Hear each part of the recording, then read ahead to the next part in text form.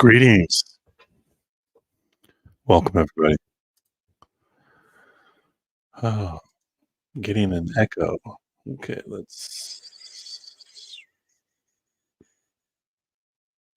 there's two of me. This is what I was trying to fix earlier. Can you hear me? Okay, still an echo. Hmm.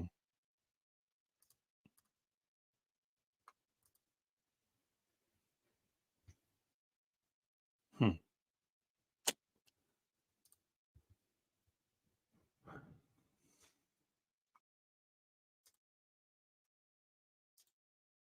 Apologize. I had to leave and enter, and now there's two versions of me, and I can hear myself. Stellium, thanks for being here. Welcome, everybody. I guess I'm just gonna have to eat this echo.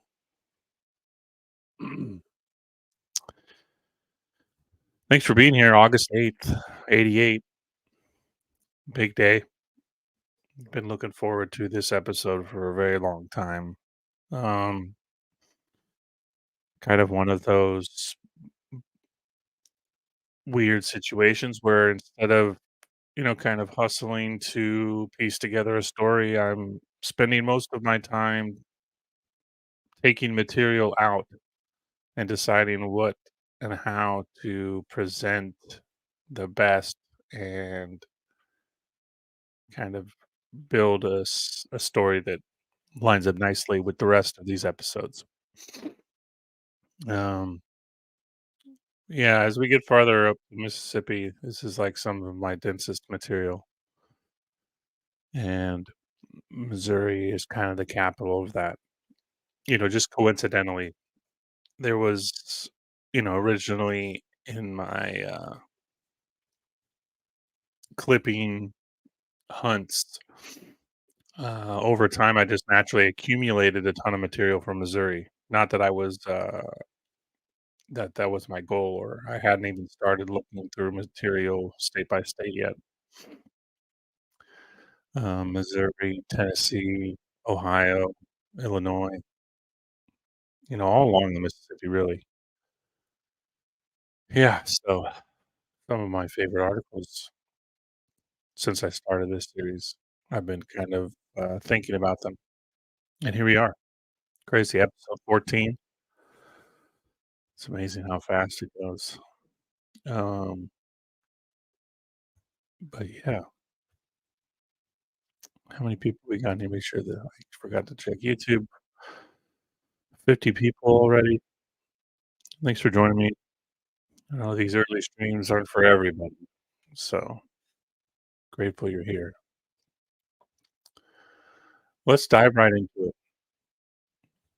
because I am not going to have enough time to even present what little bit of material I've chose. So let's not waste any time.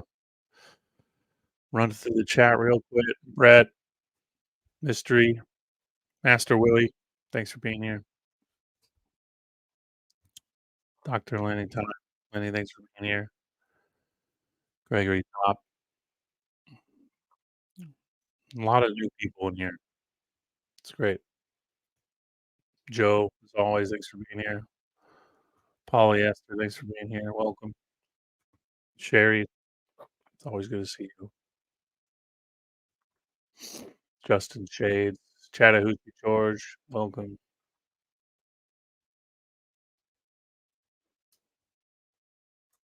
All right, let's do this. 50 people, perfect timing. Let's go. All right. We'll jump into some just kind of, we're going to ease into this here with some old maps.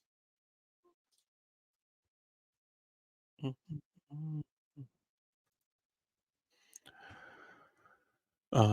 kind of look at some old pictures, and this will be a interesting way to transition into the material, as you'll see. This is St. Louis, 1859.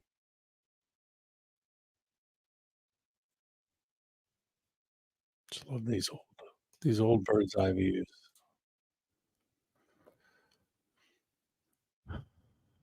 Big change as the bridge changed the landscape drastically.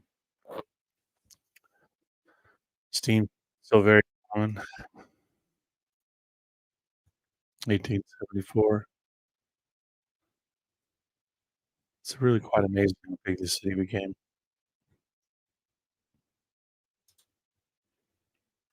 Carthage, Missouri, 1891.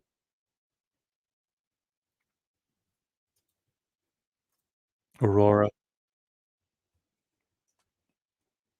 always right along the railroad or the river.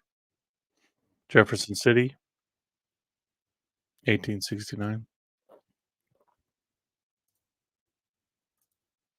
St. Joseph, 1868.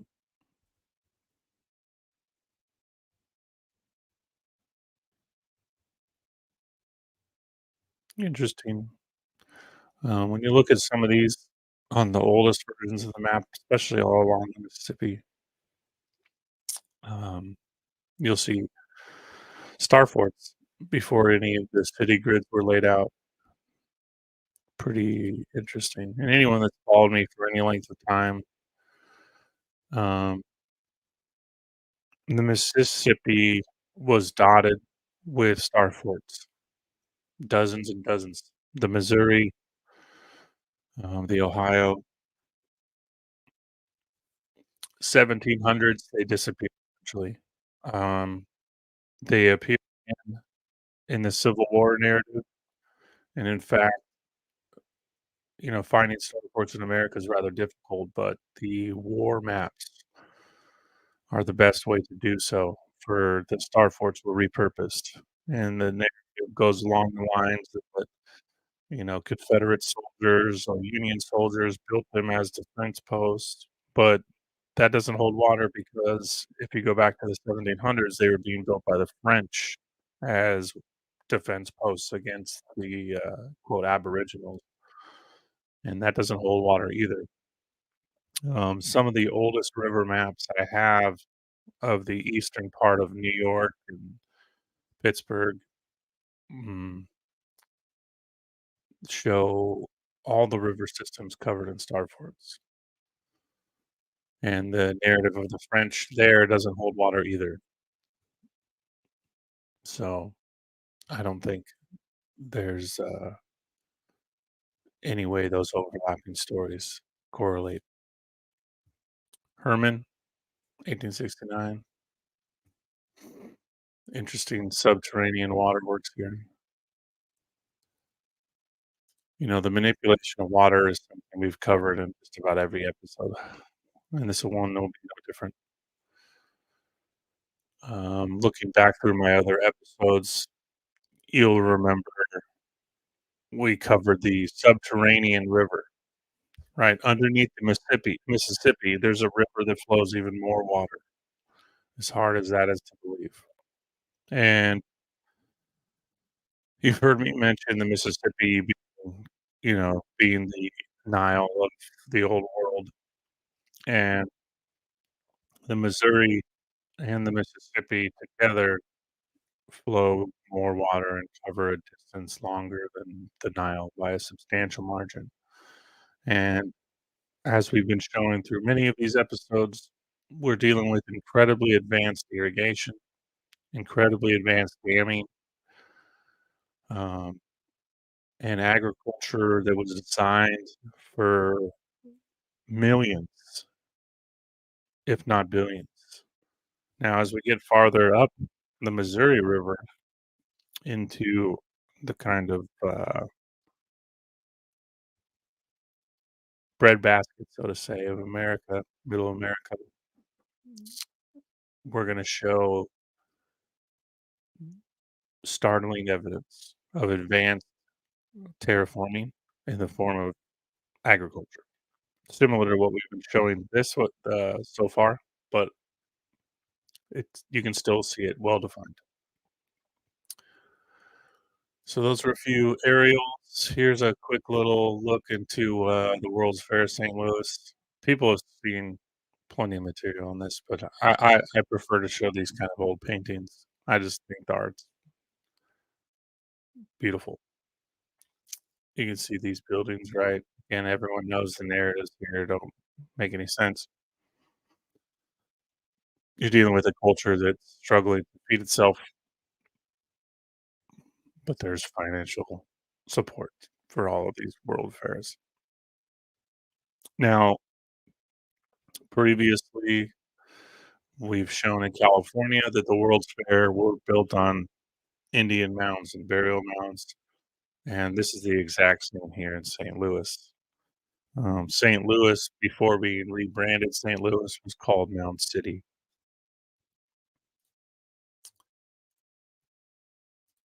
Here's another one. This one shows all of the kind of carnival fair stuff that was set up secondary.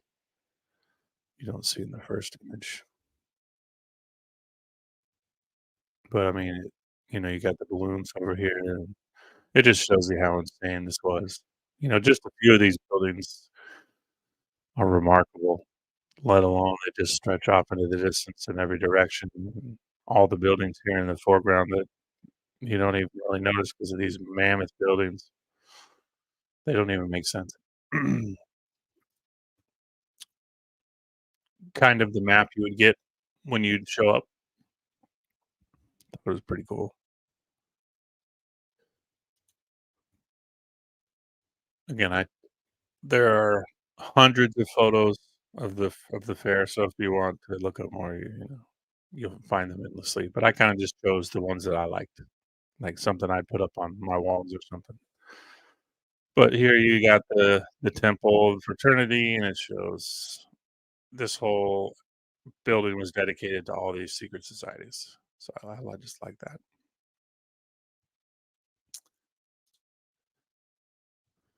And then this one of my favorites. Remember this. We're gonna come back to this with one of my favorite articles of all time from Missouri, and it's gonna tie in with the construction of this bridge and what they found. It'll blow your mind,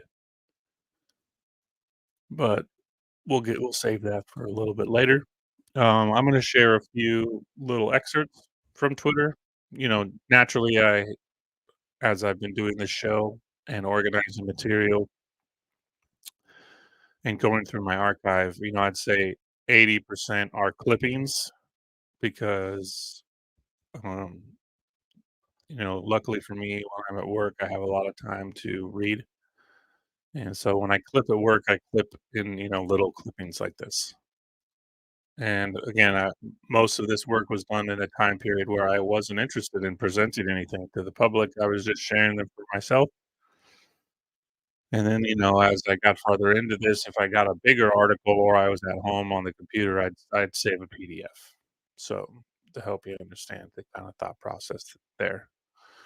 And again, welcome everybody. Appreciate all of you. Thanks for being here. 88 viewers. Look at that. I looked up at the right time. Um, Stay tuned for a really cool live stream tonight. I'm going to do a Radium 88 live stream tonight. Um, don't know when, pertaining to the needs of the family, but probably somewhere between 4 and 7 Pacific. So that'll be a lot of fun. We're gonna kinda go back through, do a review of my Radium series, show my kind of thoughts, how they've maybe changed since I started this series, um, share some newer material. We're gonna talk about CERN and how the colliding particles and the radium played a vital role in that. How the current narrative of the discovery of radium is an obvious misconception, and Madame Curie, Miss Mercury, is just playing a role. We're gonna show why her statue, her bust, is held at CERN, and what CERN and how this ties in with radium. We'll get into some other really interesting articles. So, yeah, stay tuned for that. Let's get back to this material. Huge human fossils, BC 1900. Bones of a prehistoric race found by a Missouri farmer. St. Louis, November 18th. C.W. Beeler, a farmer living near Montesano, Missouri, 40 miles south of St. Louis, has discovered the fossil remains of three enormous human beings who apparently thrived in some prehistoric era. The bones were found at a depth of 40 feet in a rock formation, which had preserved them probably many centuries. They were soft when first removed to the surface, but hardened under the action of the atmosphere, and have the appearance of petrifaction, which is dispelled by close examination. The skulls are much larger than the heads of the present generation of men, and it is estimated that if the bodies were in the same proportion, they must have been about 9 or 10 feet tall. The bones dug up with the skulls seem to corroborate the theory of the gigantic stature of the prehistoric human race. The discovery may give sufficient data to scientists to establish the real missing link. The form, shape, and weight of prehistoric animals have been determined with less material as basis than has been found by Mr. Beeler. One skull is almost intact, and although it is the smallest of the three, it shows that it must have been a giant frame that supported it. Whether it is the cranium of the much sought missing link in his transformation state between lower animal and man of higher type. Now, this is something we've shown in many of these skeletons that we've uncovered. And later on in scientific studies, they showed that it didn't take many generations. In fact, the rapid transformation of the human skull to what we are today is quite interesting.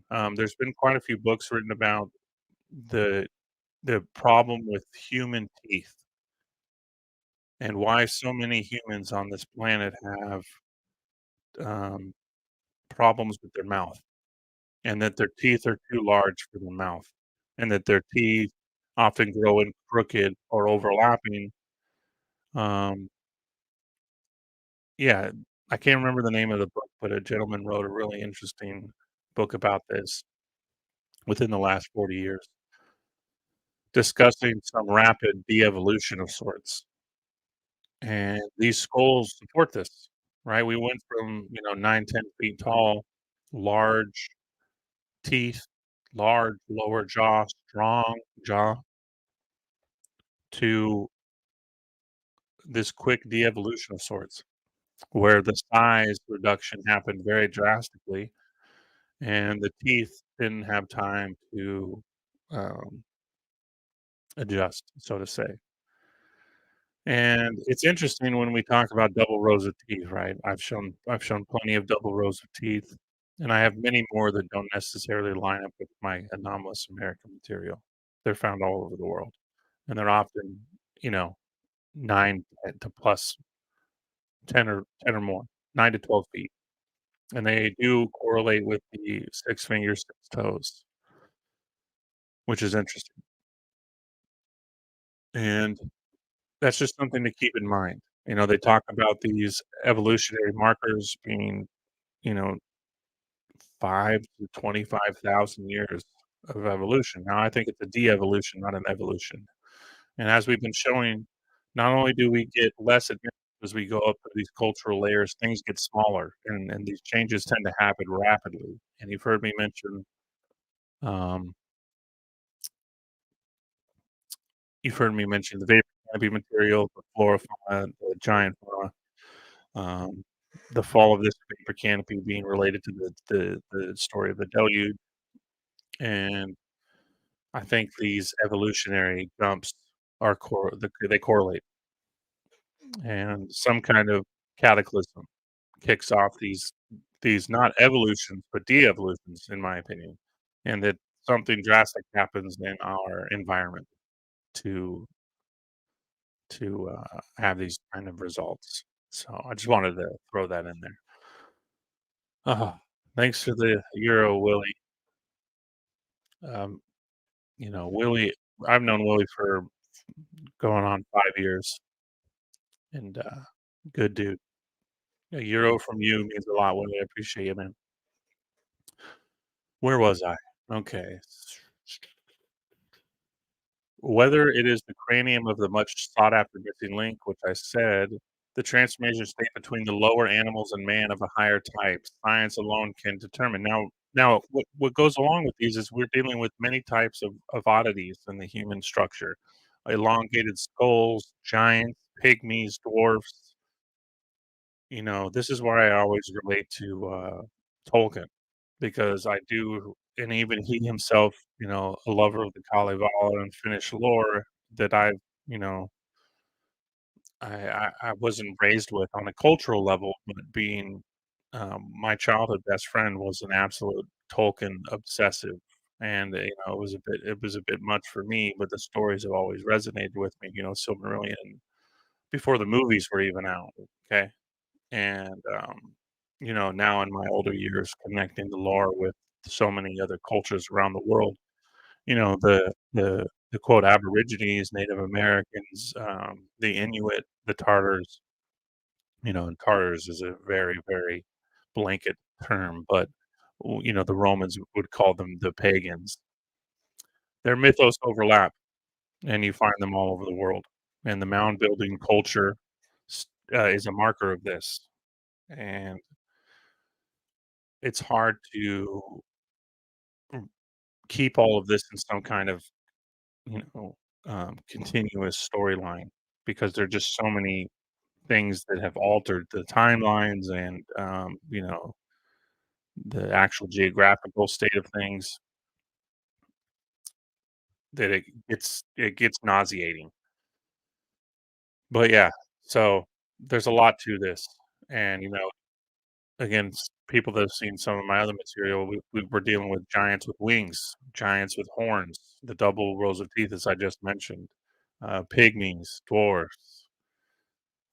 Again, I reference this all the time, but it's incredibly important material when we talk about Emperor Tigrinus from my Anomalous American in Mexico series, the red-headed giant, the oldest red-headed mummy in the world, who was buried by a pygmy race, a dark-haired, dark-skinned, dark-eyed pygmy race, and he was a tall, light-eyed, red-headed man. They were 4 feet tall. He was over 7 feet tall, closer to 8 feet. He wanted to be mummified. They buried him to his standards, and then but they they burned their bodies and put them in urns. Now you find a lot of correlations with that in Asiatic people, and then you got the Tijan mummy connection, and red-haired mummies are found in China, they're found in Europe, they're found in Africa. So, I keep getting off subject, but these are all important things to remember that, they're trying to place all these different sizes and skeletal structures and all these, hundreds of thousands and all these epochs, and I think it's nonsense. I think you had all of these people not necessarily all at once, but in a much closer time frame, and some of them all at once. There were places in Colorado where they found 3 different phenotypes, giants, pygmies, and a kind of in between, phenotype. And this goes back to Atlantis, they described all giants, dwarfs, dark hair with light hair, um, and languages as well, but anyway, I gotta make sure I try to stay on subject today because I am going to be cramming. This is gonna be dense. So I'll just shut up and we'll keep going. Near where these human remains were found, the farmers have been digging up relics with the plow on the surface with the pick and sinking wells for many years, and an area of 40 miles seems to be a veritable graveyard of prehistoric animals of all description. Now remember this because we're gonna get into a 300-foot coal shaft that's going to blow some minds along with some of my other articles here. Mr. Beeler has collected relics which archaeologists have pronounced the remains of monstrous animals now extinct. They are found together in great profusion.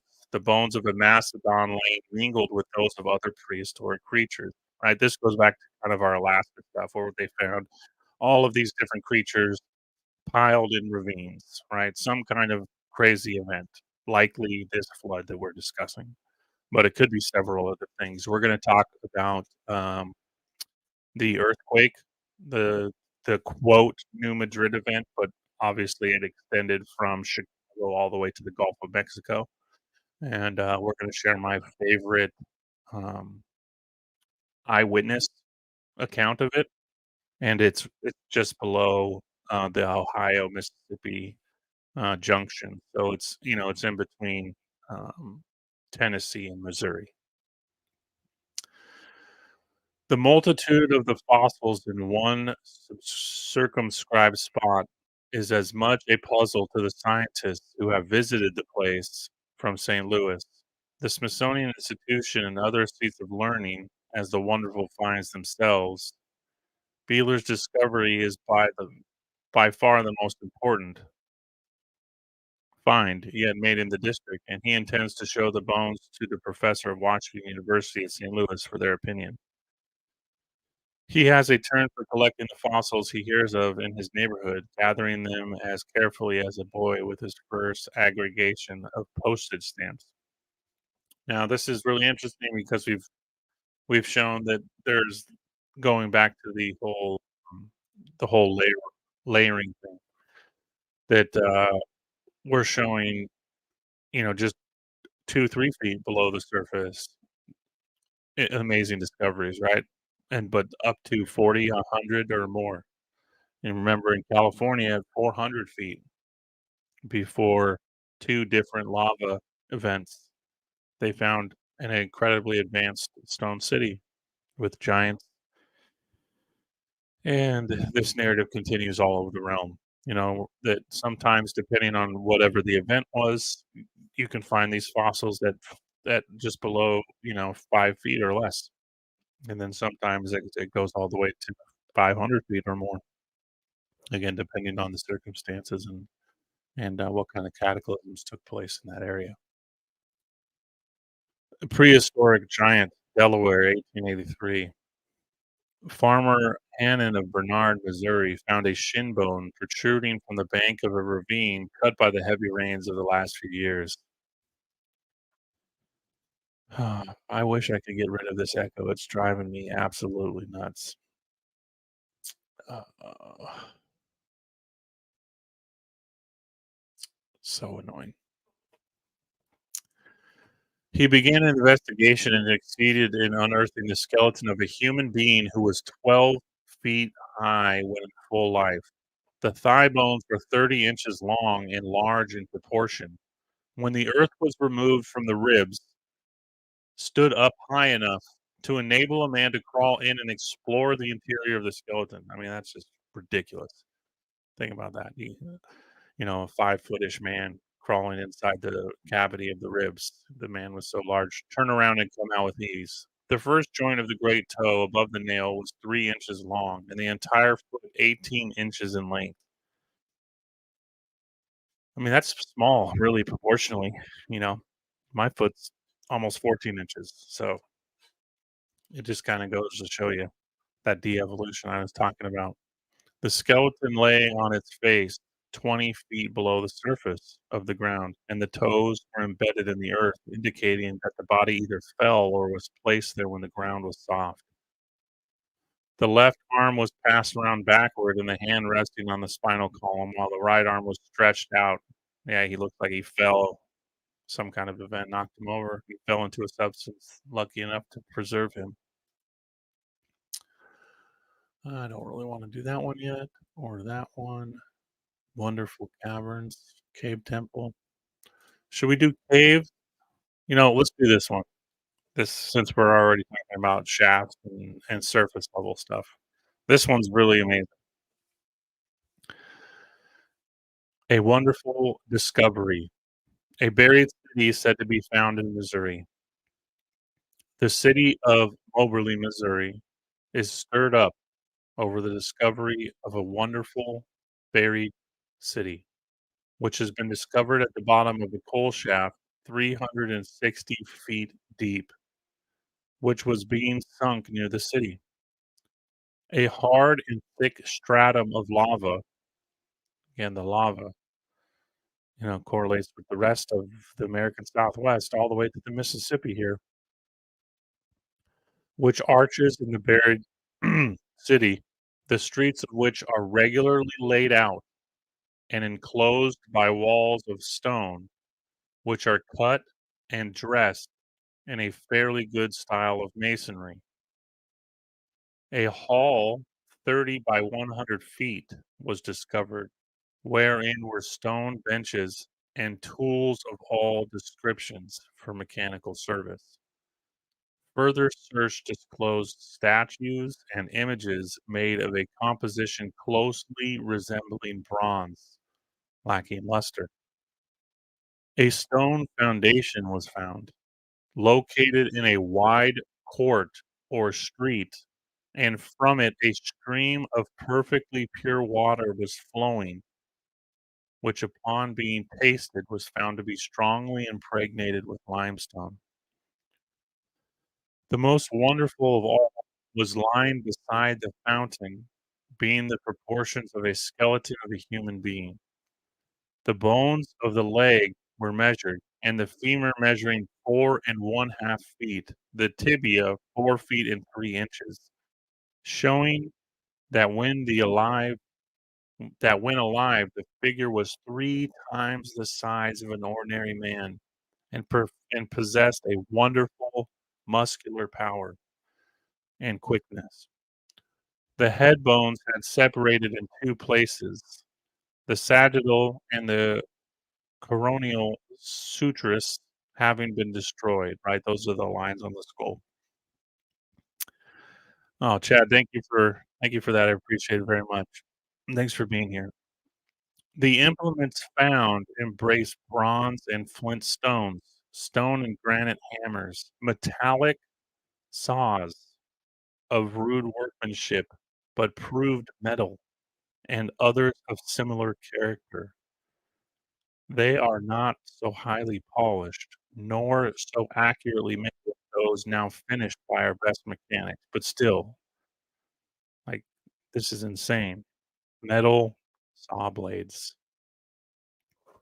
but they show skill and evidence of an advanced civilization that are positively wonderful.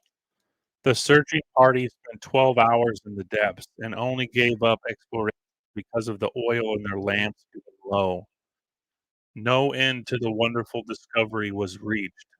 The facts of the above are vouched for by Mr. D. Coates, the recorder of the city of Moberly, and Mr. Geo Keating, city marshal, who were of the exploring party. A further extended search will be made in a day or two. And whatever came of that second search, believe me, I spent hours and hours looking for it and never found it. Um, like any of these further explorations that, they probably happened, but they're no longer of public record. Too much, too much in that one, right? Oh, man, it's just incredible. Again, 360 feet down, they break through, uh, a thick layer of lava, and they find a buried city with a man 3 times the average height. Metal objects, metal tools, bronze statues, flowing water, minerally rich water, right, as they said, impregnated with a limestone tape, heavy water. We don't wanna do the cave one yet. I will do this one. So, yeah, hope you guys are enjoying this so far. Um, was planning on saving that one for later, but might as well just get into the good shit here because it's almost 6 o'clock. I've, put aside, some extra time for this episode, so I am going to try and knock out as much as I can. Wonderful Caverns, Pennsylvania, 1880. This one's incredible too. From here, we'll jump into another cavern, talk about the Ozarks. Prehistoric remains lately found in Missouri and Ohio. A Missouri cave temple. A correspondent describes a cave recently explored in Monroe County, Missouri. It is in a limestone ridge at the headwaters of Salt River, which empties into the Mississippi. The ridge is known in the locality as the Narrows, and its rocky bluffs, rising to the height of 200 feet, present a bold and picturesque scene. It has had a local fame on account of the many Indian curiosities found there.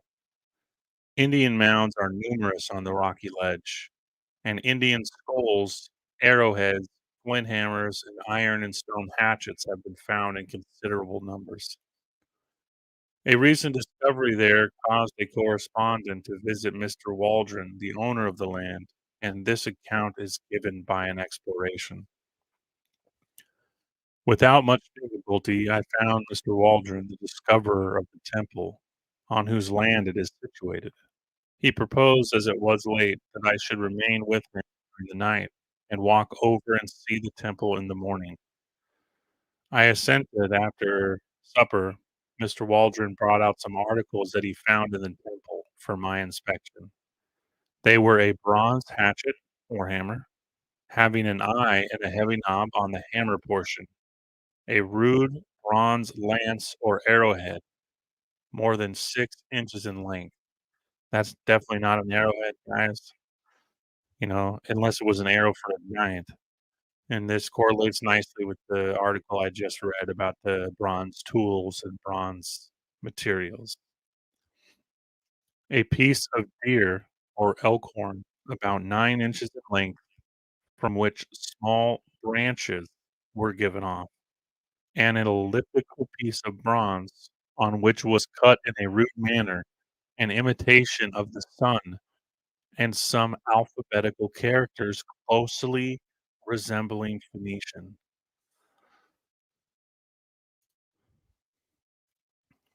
The next morning, with Mr. Waldron and his 2 sons, I set out to visit the temple. On our way through a low bottom covered with a dense growth of timber, we soon found ourselves before the cleft in the rock, and after lighting a torch, we entered. The arch is elliptical, and for gracefulness of curve and beauty of finish is not excelled by any of the works of the present day. Each stone is of the finest granite, polished as smooth as glass, and they sent back reflections of our torches like polished steel. The springer rests on an entablature, which is placed on the capital of a beautiful column, also hewn from granite. The keystone of the arch projects from the interior stones and seems to have been finished with the view of placing an inscription thereon, but this was never done. Passing under the arch, we found ourselves in a room hewn out of solid limestone, 35 feet wide, 50 feet long, 30 feet high, and vaulted to the center, the ceiling being 45 feet from the floor to the middle of the room. At intervals of 10 feet are graceful, slender columns of granite with square base, fantastically fantastically carved in imitation of some unknown plant. The shafts, like the shaft supporting the arch, are supported by a capital. Upon this rests a heavy entablature of magnesian limestone, which is closely fitted under the roof and gives the columns the appearance of supporting the ceiling. The acoustic properties of the temple are remarkable. A whisper can be heard from one end of the room to the other. There are 12 columns in the temple, 6 on each side. Between the columns on each side of the temple and on each side of the arch are the entrance to the temple, are set into the wall blocks of polished gray and black granite, but there is no inscription on any of them. No sculpture of any kind except the plants mentioned above has been discovered. At the western portion of the room is a now this is blurry, is it dais or dais, or raised platform of polished limestone, which supports a huge block of granite 5 feet long and 24 inches thick. On this is laid a slab of polished and believed granite, smoother than marble. This slab projects over the block beneath it about 6 inches on every side and is 6 feet long and 3 feet wide. Evidently, this was an altar, for there are ashes scattered around. What was the character of the sacrifice? To the right of the altar is a small anteroom, which you enter through an arched doorway, evidently intended for the priest who attended to the duties of the altar. About this, there is nothing destructive. It is not even certain by what means it was shut off from the auditorium. The place is wonderfully dry. The ravages of time have not in the least impaired it, and every portion retains the freshness and glow that it had when it came from the hands of the workmen. It is undoubtedly one of the greatest curiosities of the age, and is attracting the attention of archaeologists. An exhaustive report is now being prepared by a committee, which is to be presented to the Historical Society of the State of Missouri. That it will add fresh interest to the study of the civilization that preceded the present Indian tribes of the country seems probable. Now, this continues on, but it has to do with Ohio, so we're gonna leave that for the Ohio episode, and let me tell you what, it gets crazy. So, yeah, holy smokes, huh? Phoenician cave, incredibly advanced constructions, correlating nicely with what we were just talking about, that city 300 feet below ground. Um, there was, uh there was one I wanted to show here earlier when I mentioned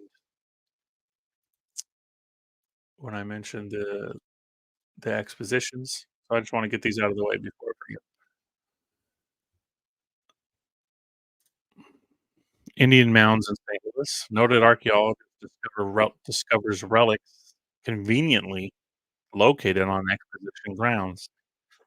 Now we've again, for those that didn't hear me mention this earlier, many of these expositions are built on sacred Indian sites, and these, quote, "Indian sites," as I'll make in my next article, we're gonna show just like many of the other, articles in the American Southwest, that we're dealing with cities built on cities, built on cities, built on cities, okay? Just like, digging down a coal shaft 300 feet below street level of a present city, we find an ancient buried city. And these expositions, I think they're showing off relics of a previous age while being built on top of the capital of some ancient race. St. Louis, October 30th. David Ives Bushnell Jr., who is in charge of the archaeological department of the Peabody Institute of Boston, while on a visit to the site of the World's Fair in Forest Park yesterday, discovered a series of 6 Indian mounds on the high ridge or plateau of ground where the art building and the state and foreign buildings are to be located. Now, is that a coincidence? Like, he just found them, no one knew they were there? You mean the surveyor planning this entire exposition out had no idea these were Indian mounds? I mean, that's just ridiculous. He reported the discovery today to the chairman of the Committee of Anthropology, and steps were at once taken to save from entry at least one of the mounds for exhibition at the Louisiana Purchase. The mounds are in the precise location in which the Indians left them, says Mr. Bushnell. They have never been opened, and it is almost certain that Indian relics are to be found when they are opened. I cannot tell from the superficial examination I have given them whether they were burial mounds or simply dwelling mounds. Now, really important distinction there because as we've shown, again, as I'm gonna, beat this dead horse continuously, what they were calling mounds in the American Southwest were actually proven to be gigantic buildings. One of these buildings housed over 1,000 people, and, I wanna say it was Colorado, but it could have been Arizona, but it was all over. It was Nevada, it was Arizona, it was Colorado, it was New Mexico. These, quote, "Indian mounds" were as big as a mountain, and in Colorado, one of these, quote, "mountains" they thought was "Oh, there's no way that's an Indian mound. That's a mountain." They found it to be a gigantic building that had been buried in earth, 12 to 14 feet deep of earth.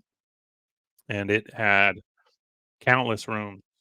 In fact, the largest ancient dwelling place ever discovered was found in Colorado, and it had over 1,200 rooms. They found buildings that extended for over 6 miles, one continuous building over 6 miles long. So you can imagine, America was covered in gigantic buildings that blow, destroy preconceived notions, and you'd almost have to go into your kind of fantasy mind to even reconstruct what these look like. Atlantean, I'd say. But in either case, the scientific opening of the construction should result in very interesting developments. The appointment of Thomas C. Cridler, third Assistant Secretary of State, to be Commissioner to Europe of the Louisiana Purchase Expedition, which he retires from his position, blah, blah, blah. Another thing that I pointed out, but may not be something I've touched on enough, is that with a lot of these expositions, they're just relic hunting from around the world, giving them an excuse, bringing them to one place, and then they disappear into private collections. Some of them go to museums, but they're constructing the false narrative often when they go to the museum. And, uh, it's just kind of a recollection of wealth after a kind of cataclysmic event, if not several. Treasure seeker discovers home of prehistoric race. Excavations in Pike County, Missouri, 6 miles from the Mississippi River, have unearthed what may be the remains of an ancient civilization. R.D. Butchert of St. Louis stumbled on the find quite by accident when investigating an old Indian legend of buried treasure. Yeah, these Indian legends of buried treasure are really interesting. They describe cities not often in caves, but buried below their feet. And when there's some kind of, unusual flooding of the Mississippi or the Missouri rivers, they uncover these places. And so when you get somebody talking about these, buried treasure or buried cities, uh, they're found all over the place. And this is a perfect example. Butcher has staked his life savings on the belief that he is on the verge of a discovery which will stagger the world. Already, the excavation work has cost him nearly $20,000. Think about this. This is an article from the 1800s. He spent $20,000 in the 1800s. What has he been digging up? By means of an instrument similar to the old-time diving rod, divining rod. So I've talked about this in previous episodes. We had a gentleman in California who was using these rods. They've been used for centuries.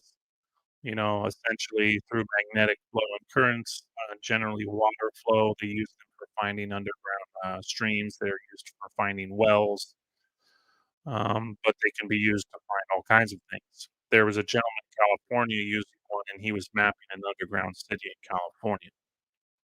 And people thought he was nuts. And he was like, "Well, dig here." And sure enough, about 40 feet below the surface, boom, buried building, buried city, buried street. That buried street turned into a buried town. He claims to have traced the walls of 53 underground rooms and 7 passageways connecting them. Beneath 12 feet of glacial drift, a well-defined shaft was uncovered. Now remember, again, he spent $20,000 in the 1800s, so he's already uncovered quite a lot. So he found a well-defined shaft was uncovered, walled with clear cement-like material of a color different from the earth within the shaft. Inside the shaft, at intervals okay, what just happened? Okay. Inside the shaft, at intervals of a few feet, were found huge caps or plates of a concrete-like material which extended to the walls, but I apologize, it's so irritating. I can't see the part 'cause on the screen, you can't see that, but not beyond. Between the caps, the earth had the appearance of having been tamped stamped, I would imagine is what they're trying to say, stamped in with holes, according to Butchert. At the 65 feet level, 53 feet below the original surface, Mr. Churchman believes was the floor of the ancient city. So ground level of the city was 53 feet below the original surface, correlating nicely, right? But then the previous one we shared, 300 plus feet, was another city. Just like Arizona, just like Colorado, the deeper you go, the more you find. Okay, I said I wanted to do the Ozark article. Since we covered the cave temple, we're gonna talk a little bit more about some caves. Then we're gonna jump into, um, prehistoric villages built on prehistoric villages. But yeah, let's get into this one. 300-mile long cave in the Ozarks.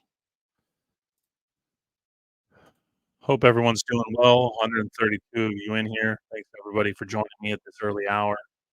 Ben, your audio is being a bit wobbly. Is it it's not echoey, is it? I'm having horrible issues on my end, but, I'm hoping it's not doing the echo because I have an echo in my ears, which is insanely annoying, but I can't remove is there an echo? Can I get somebody to let me know just so I not echo, but really garbly? Yeah, what is going on? Hmm,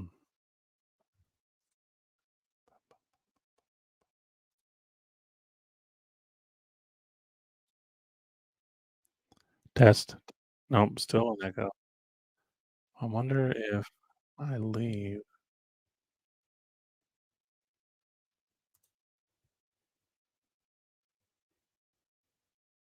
Hmm, mm. Da, da, da, da, da, da, da. Mm. I'm gonna try something. Give me a second.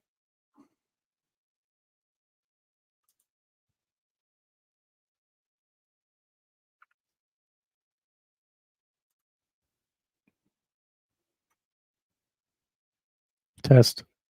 Still an echo. There's 2 versions of me. Test. Still an echo. Is it still garbly?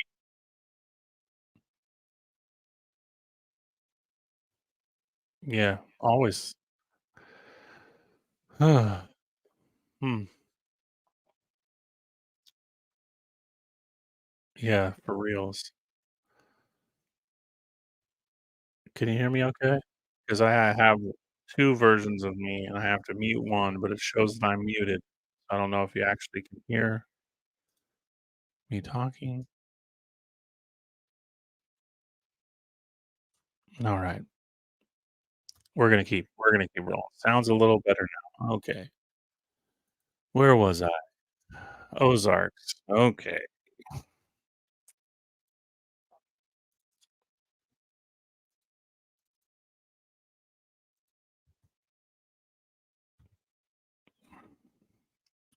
300-mile-long cave in the Ozarks. Arabian Night Wonders. A cave in the Ozark Mountains, surpassing in extent that of Kentucky. Now they're talking about Mammoth Cave. In the deepest fastness of the mysterious Ozark Mountains, 18 miles southeast of Galena, Missouri, is perhaps the greatest and most wonderful natural formation in the world. The famous Mammoth Cave of Kentucky has long been looked upon as the greatest marvel of the kind in the known world, but its greatest depth is only 9 miles from the entrance. Hidden away in the Ozarks is a cavern which extends over 30 miles and has ramifications which, when fully explored, will undoubtedly, says a correspondent of the Philadelphia Press, show cavernous chambers and openings extending more than 300 miles. The existence of this cave has been known for about 10 years, and its position makes it so difficult of access that no exploration has ever been made, which will tell of half the wonders to be seen in the underground palace. The word palace is used advisedly, for the interior of the cave is lined throughout with the purest white marble and variegated onyx. Angela K, thank you so much. Hi from Missouri. The audio is breaking up, no echo. Yeah, I don't there's no way, unfortunately, for me to fix it because this second version of me that's in here, I can't remove. So, super frustrating. So it's annoying. I'd have to end the broadcast, and unfortunately, when you stream from a secondary service, when you do that, you the link is changed and everything would be screwed up. So, yeah, go with it. That's what I'm doing. I'm just rolling with it. I apologize, very, very frustrating. So thanks for sticking with me. Okay, where was I? Stalagmites and stalactites adorn the walls and the top and the bottom of these magnificent rooms with fantastic forms and odd shapes, which give to the whole an air of some olden palace. These formations are all shades from the purest translucent pearl to the dead white of marble and the striped blacks and browns of onyx. I love onyx. I have, as a rock and crystal collector, I have some UV reactive onyx here with different fluorite crystals in it. Onyx is pretty crazy. These formations are are of all shades. Okay, I read that. Occasionally has come from Stone County to the outer world some tale of the wonderful marble cave, and these stories were of such fantastic depiction that they were treated with disrespect. And the one who told this tale was received with an indulgent smile. So persistent, however, has become the story, always with the strange concise formation, that it was determined to make an exploration cavern as fully as the nature of things would permit. It was with a feeling that a wild goose chase was being made that the exploring party left Helena for the purpose of seeing those wonderful things so often talked about. But it was with a feeling of awe that same party returned to tell of the beauties and wonders of the mighty cavern. The meager details which have heretofore reached the outer world have not told one half of the magnificent to be found in the marble cave. Deep in the heart of the wilderness ridge, the highest peak of the highest ridge of the Ozark Mountains is Rorik Peak. On the extreme summit of this elevated peak is an immense crater-like depression extending almost perpendicularly down to a distance of 200 feet into an amphitheater, in the center of which is a narrow slit-like opening. To reach this opening, 100 or more steps have been cut in the steep side of the crater, and then the explorer sees at his feet a yawning abyss extending down into the deepest darkness. Descent is made into the abysmal depth by means of a series of rope ladders, and going deeper and deeper, at least he finds himself at the bottom, 150 feet from the entrance, on a level floor, and can just see the daylight streaming through the opening far above him. Now as to Now as the eye becomes accustomed to the darkness and the feeble light of the torches penetrate dimly the recesses of the cavern, it is found that the entrance leads directly into a most magnificent chamber. Magnificent as to size and decoration, this grand amphitheater is almost circular in form, 700 feet in diameter, while the ceiling at 225 feet above appears to be held in place by immense columns of onyx and marble. On all sides are to be seen exquisite forms standing against the immense walls as if carved by the hand of an artist, and the imagination can depict the varied forms of sculpture as seen in the galleries of the old world. Here, amid silence profound, the explorer is lost in wonder and amazement, and this scene alone repays well all the labor of reaching the spot. But there are more and grander beauties to be seen in this gigantic cavern of the Ozarks. From the grand amphitheater, there extend 5 immense galleries leading to other chambers which equal, and in some instances surpass, the first great room at the foot of descent. From an opening off to one side, there trickles a stream of water so cold it is as if it came from an iceberg. Following this to its source, the explorer reaches the spring room, the walls of which are as pure jasper can make them. Here the temperature is constantly at 42 degrees Fahrenheit, and the moisture which is in the air of the larger rooms and passageway condenses on the alabaster walls and trickles constantly down in streams, which form the rivulet which runs into the grand amphitheater. This condensation of itself is one of the most remarkable curiosities of the immense cavern. So great is the supply that it is estimated that 20 gallons per minute pours off the walls of the small barrel-shaped niche called the shower bathroom and runs down into the circular spring of youth. How funny is that? This water is so pure that it leaves no deposit whatever and is really distilled by nature just as it is by science above ground.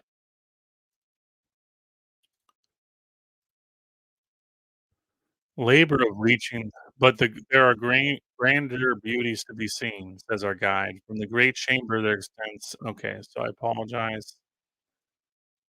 This is a very old clipping for me, so it's kind of cut all weird. Temperature per minute, small barrel, shower room. The shower bathroom spring rivals in beauty of design any chamber decorated by all in the world known. Leading off into another direction from this unequaled central room is a lofty passageway with stuccoed room and arched entrance. Following this to the throne room is reached, and here in solitude is a grandeur throne grander throne than those was ever built by man or designed by human brain. The great white throne stands alone in the middle of a most magnificent chamber with lofty ceilings 300 feet above. 300 feet. I mean, this place is insane. While from side to side, the floor measures 200 feet and from end to end 579 feet. The great white throne, a majestic oval stalagmite, stands in the center, formed of pure onyx and jasper, with markings of chalcedony and beryl. It is 36 feet across and 20 feet from front to back. It rises in grandeur to the height of 65 feet and is 12 feet in diameter at the top. It looks like the crystallized idea of perfection in the way of building and is a perfect picture of stately elegance and beauty. An immense, an immense niche faces the entrance to this room, and there is the imaginary seat of a prehistoric deity. The structure is hollow in its formation, and beneath the seat are three beautiful rooms of alabaster whiteness. No work of art can compare with it, and words are utterly inadequate to describe its beauties and wonderful construction.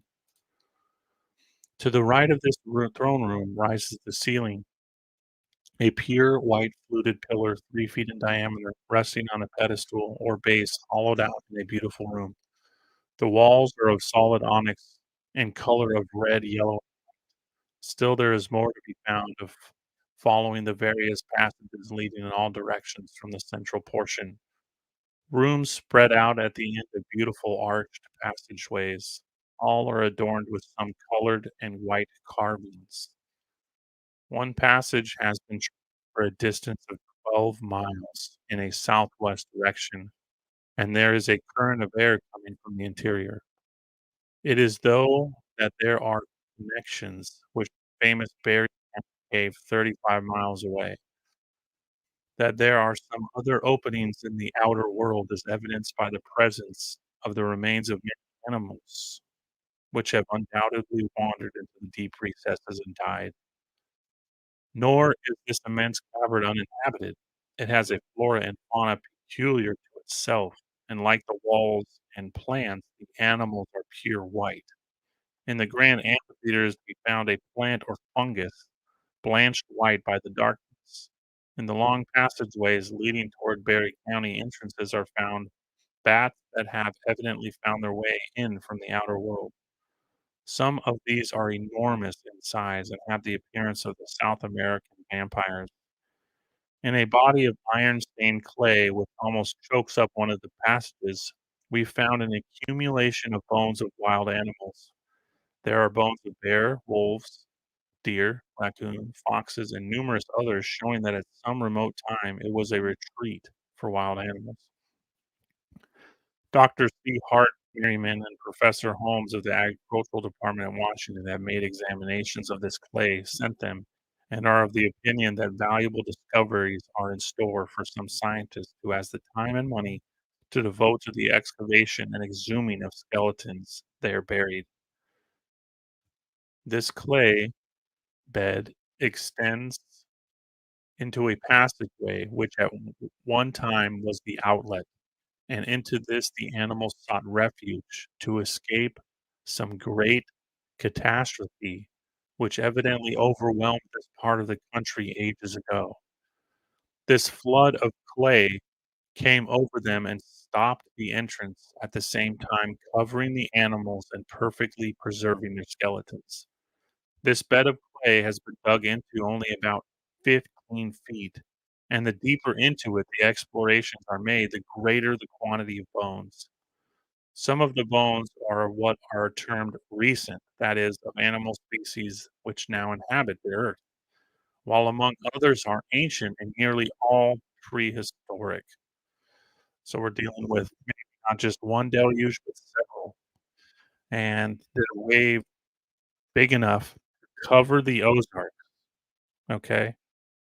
A wave big enough to cover the Ozark and push these animals into the hole of this cave and cover them in they're saying they dug 15 feet, but they don't say how deep the, clay goes. I'm, imagining it goes much, much deeper.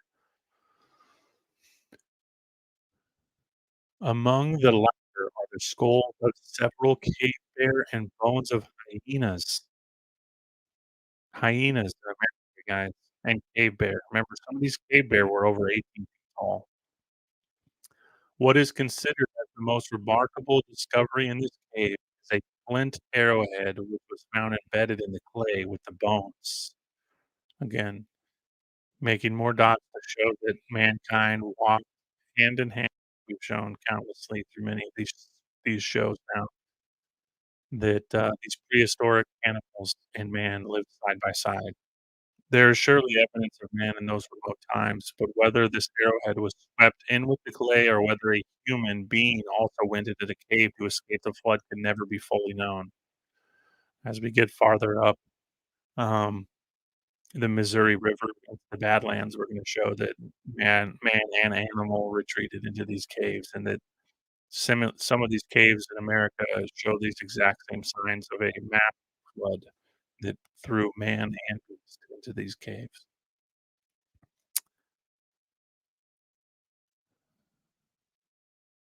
Can never be known unless the bones of a human being are found. The gentleman in Washington who examined this place state there is no possibility of finding human bones there unless they should have become petrified or preserved between shocks, which so far have not been found in the cave.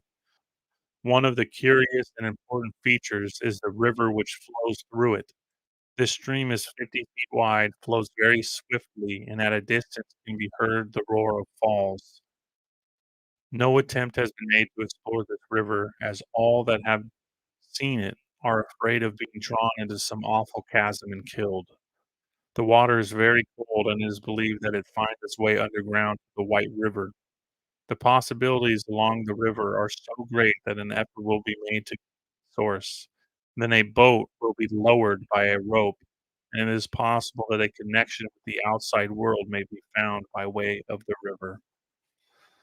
The objective point now should be the outlet, which is believed to exist and buried 35 miles away. All attention is now centered on this point. Parties go from both directions, hoping to meet in the center. A systematic effort should be made to thoroughly survey the cave and make maps of this most wonderful work of nature. I hope that the present Geological Survey of Missouri, under its present able management, will find time to look into this wonder and give a better account of its beauties to the world. Yeah. So a lot of these are long-winded, and like I said, I'm gonna be busting out. We got about 45 minutes left, maybe an hour at the most, hopefully an hour, and, that seems daunting with what I still have to talk about. Thank you for sticking with me so far, and, the audio, um, you know, it's frustrating, but thanks anyways. So, from here, we're gonna transition into some varied races, and Then we're gonna get into footprints of vanished races. We're gonna talk about New Madrid, and then we're gonna talk about, that amazing earthquake, the 1811, 1812 events. Um, there's one more I wanted to connect with that, so I wanna make sure I get it there. As you can see, lots of material. Missouri Basin studies uncover prehistoric village sites. Red men may have been victim of drought comparable to the 1930s. Those devastating dust storms and severe droughts, which the government now is attempting to prevent from reoccurring in the Middle West, probably chased the Indians off their farmlands thousands of years ago, just as they forced countless farmers to move during the Depression of the 30s. This probability has been uncovered in the Missouri River Basin. It runs counter to the theory that the storms were a recent man-made development caused by depletion of timberlands and overcultivation of farmlands. Archaeologists of the National Park Service and the Smithsonian Institution have found that prehistoric Indians lived in the basin as long as 7,000 years ago. The basin covers parts of 7 states. Now, this is the basin I was mentioning, and we're gonna find unbelievable things all throughout this basin. Giant titans, buried cities, all kinds of stuff, and ultimately, undeniable evidence of a deluge, just as we pointed out with this cave system. Where a system of dams okay, listen to this part, I'm gonna start this over.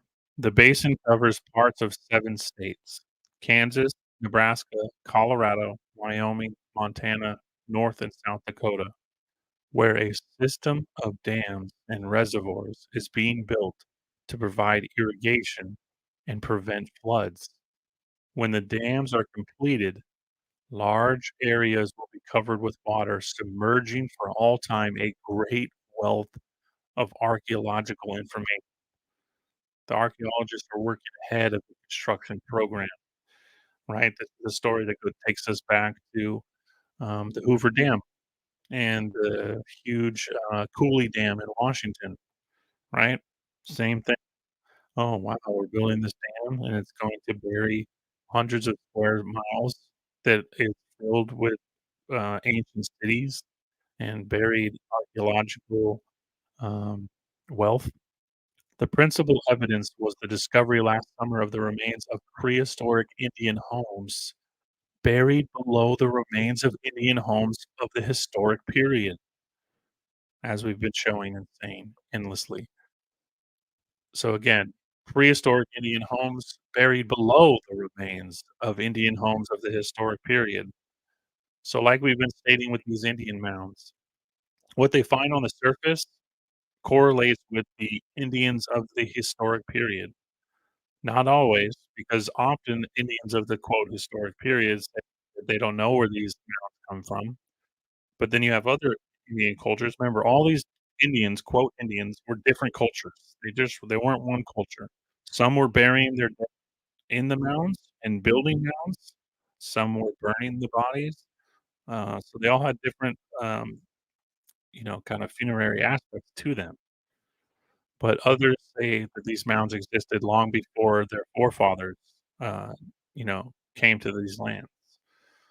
But here we have evidence that the Indians are living on top of the shoulders of giants, so to say, right? As we've shown with many of these skeletons, the deeper you go, the larger they get.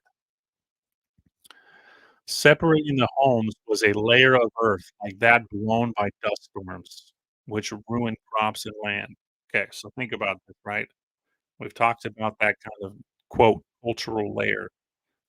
They, for me, have shown consistently to be some kind of cataclysmic event. So what this gentleman is saying is that there's a layer of earth that looks like a giant dust storm.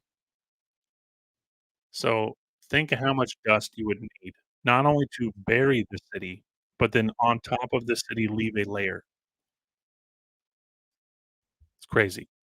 The remains show the prehistoric Indian lived in a permanent house and was a community dwelling. a peaceful farmer. This is just like Arizona and Colorado, same thing, where we're dealing with the kinda culture that built these advanced canal systems and developed this immense agricultural system. They were living in huge communities like this a modern day city, so to say, and that they were living in, community housing, just like in Colorado and Arizona. It is unlikely that he was forced out by invasion. No, he was buried in an event, but he may have abandoned home because extended droughts forced him to move on in search of water. That's possible, but again, imagine what kind of dust storm, again, will be required to bury an entire city and then several feet above it, so as that when another civilization comes in, they have no idea of what lies beneath it. Rings from tree remains show droughts ranging from 10 to 30 years. The prehistoric houses were rectangular and were made of posts inserted in the ground to form the outer wall framework. This sounds just like, again, the American Southwest. And remember, in the American Southwest, in several situations that when they went to the second cultural layer, where they found these large community dwellings, in many places, they went even deeper and found a third layer. And this is when the kind of, quote, "cyclopean," stonework was discovered. The prehistoric houses were rectangular. Again, I read that part, my apologies. Branches were woven between the posts to make the walls. Roofs were of branches placed across the top. Inside the houses were cache holes or deep pits where corn, roots, and other foods were stored. Fires were built in shallow, rock-lined pits, the smoke escaping through holes in the roof.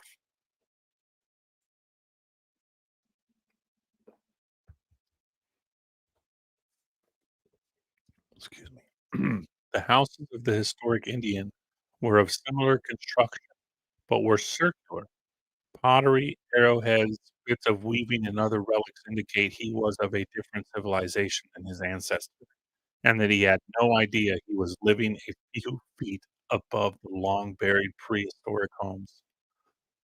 It was not until the white man brought the Indian the horse and gun that he became nomadic. Now that's a bunch of nonsense.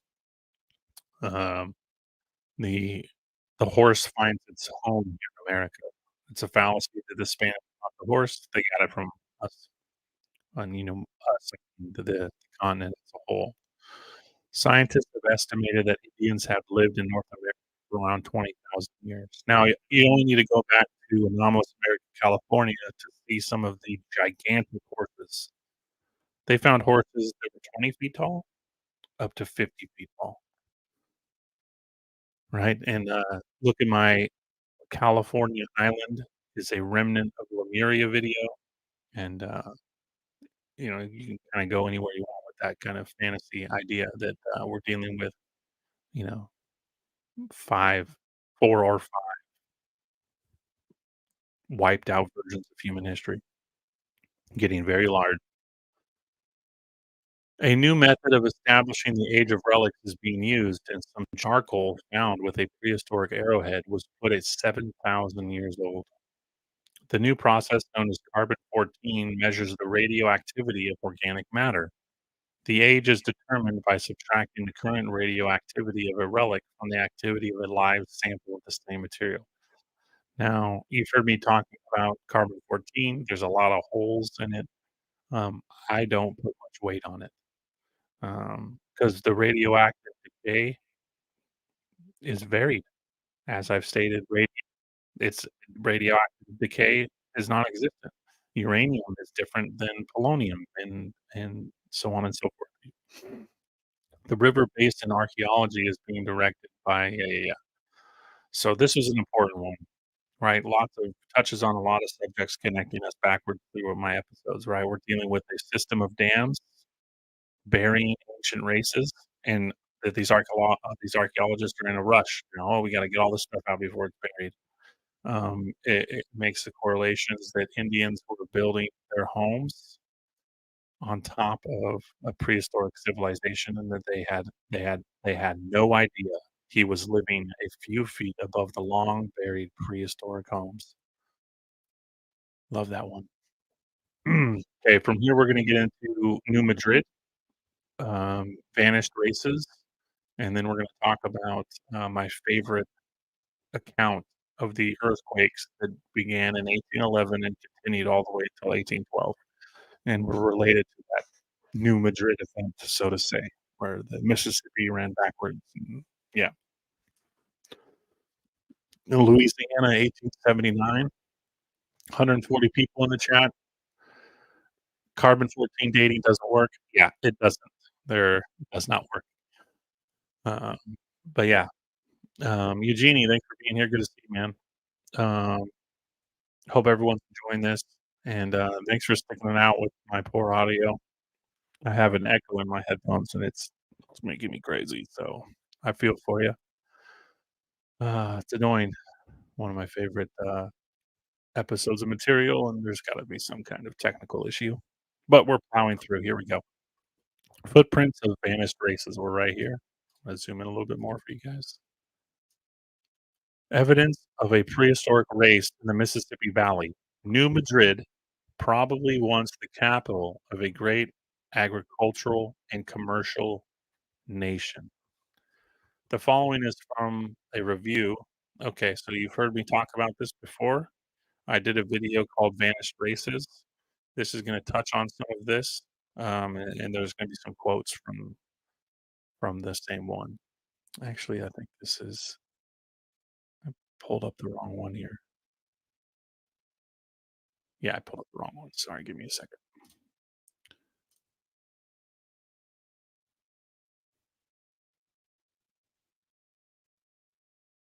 Okay, this is the one I wanted with the Aztecs. Sorry about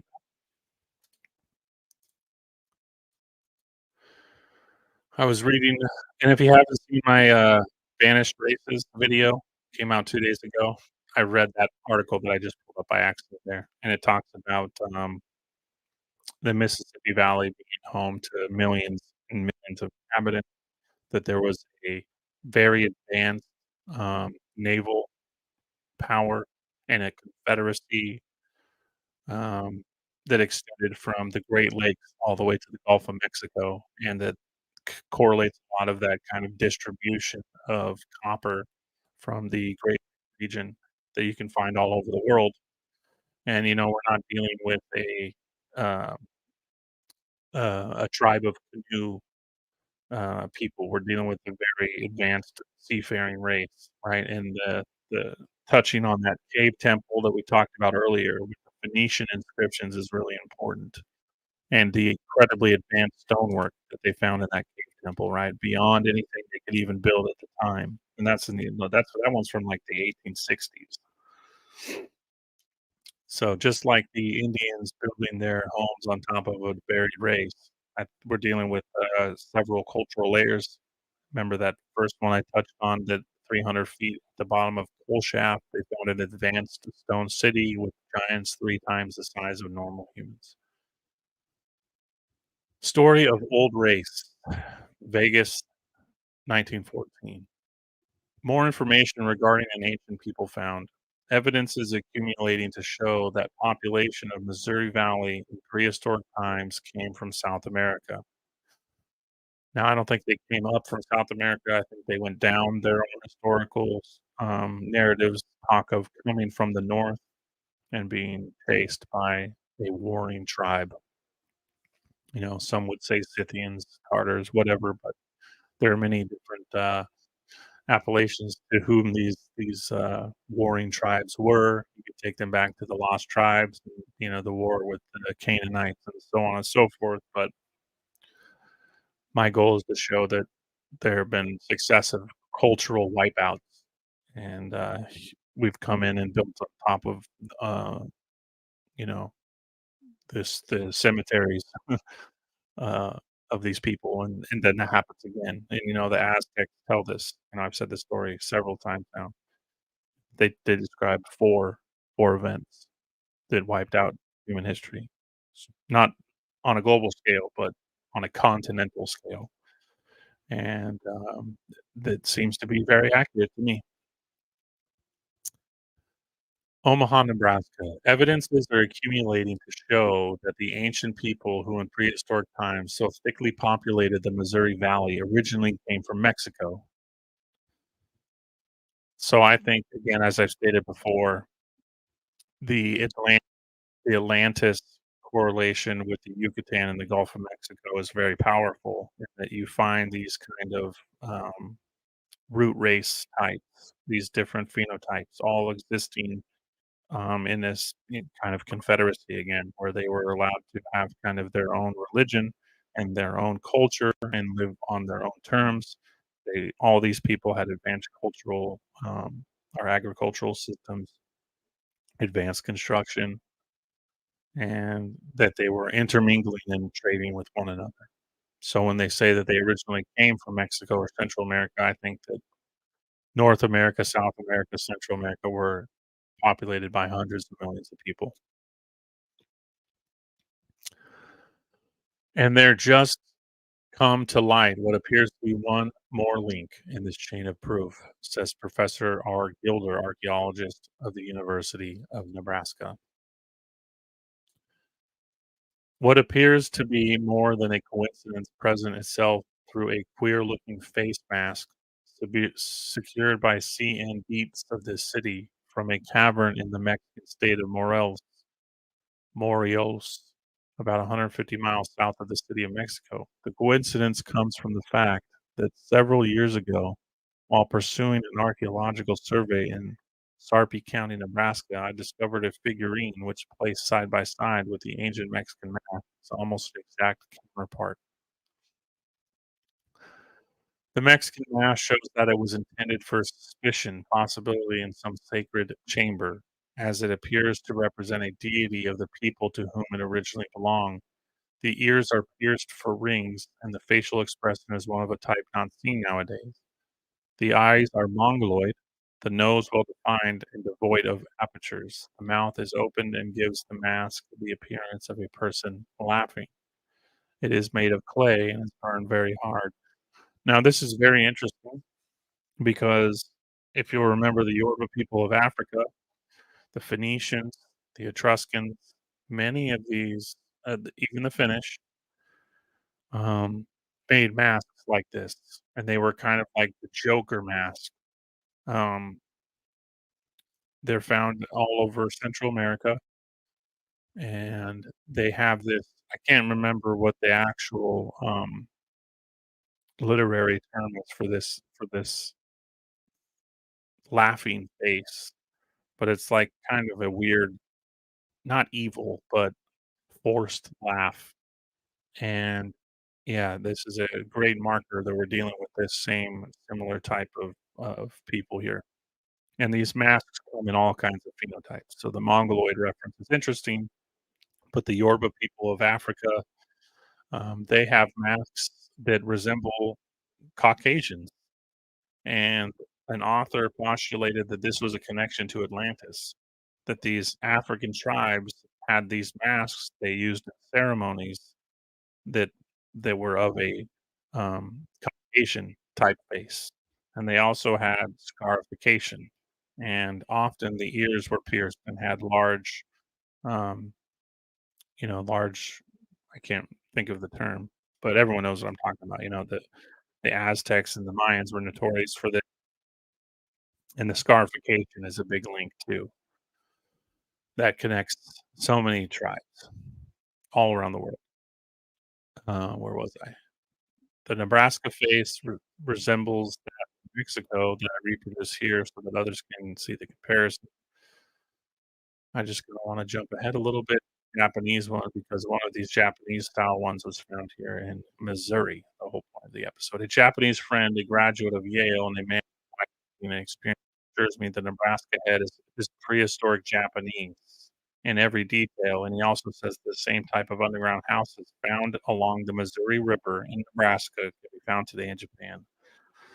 So there was the big connection for me and why I read it right after the one I just read about the, prehistoric buried homes, right? He's showing the correlation not only in the masks, right, and we talked about the Phoenician cave temple, but he's now saying the buried home found underground along the Missouri River right, in Nebraska, and the same ones that we were just discussing actually farther down the Missouri in Missouri are to be found in Japan. And I bet you they're almost identical with the ones found in Arizona and Colorado and New Mexico.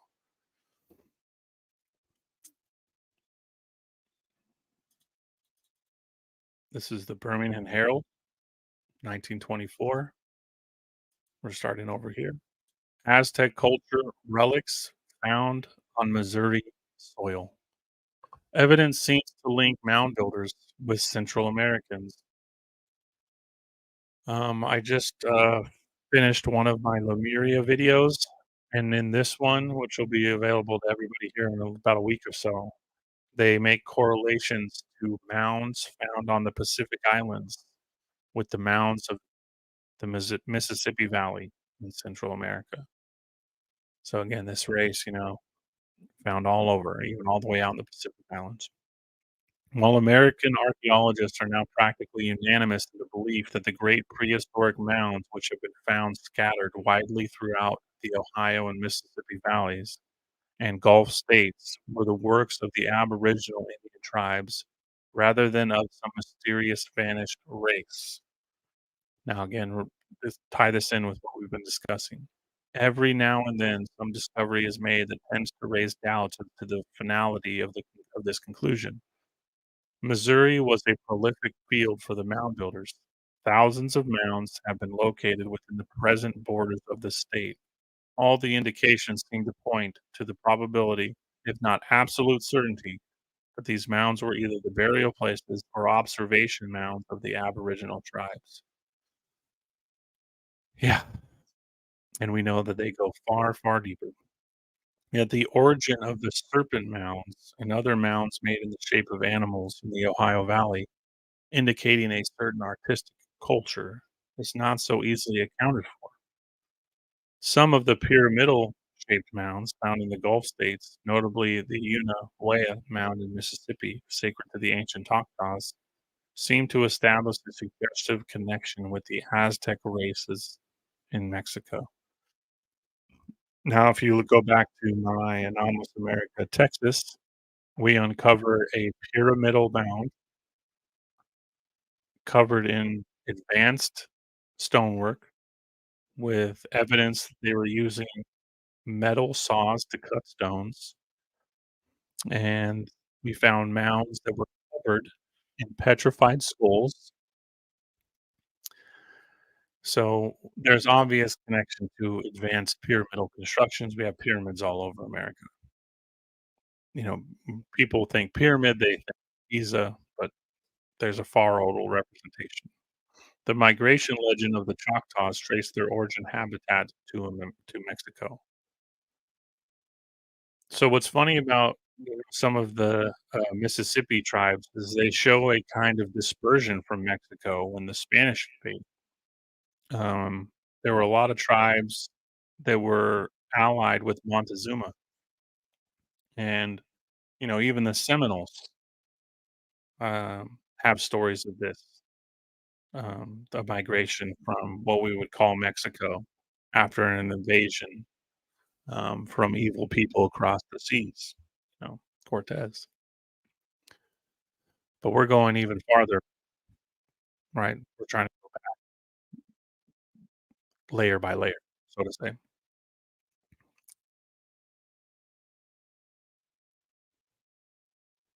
Lending additional color to the theory that the early civilizations of the country now covered by the United States may have been linked with the mysterious peoples whose works in Central America and Mexico attest a much higher state of culture than was ever attained by the American Indians.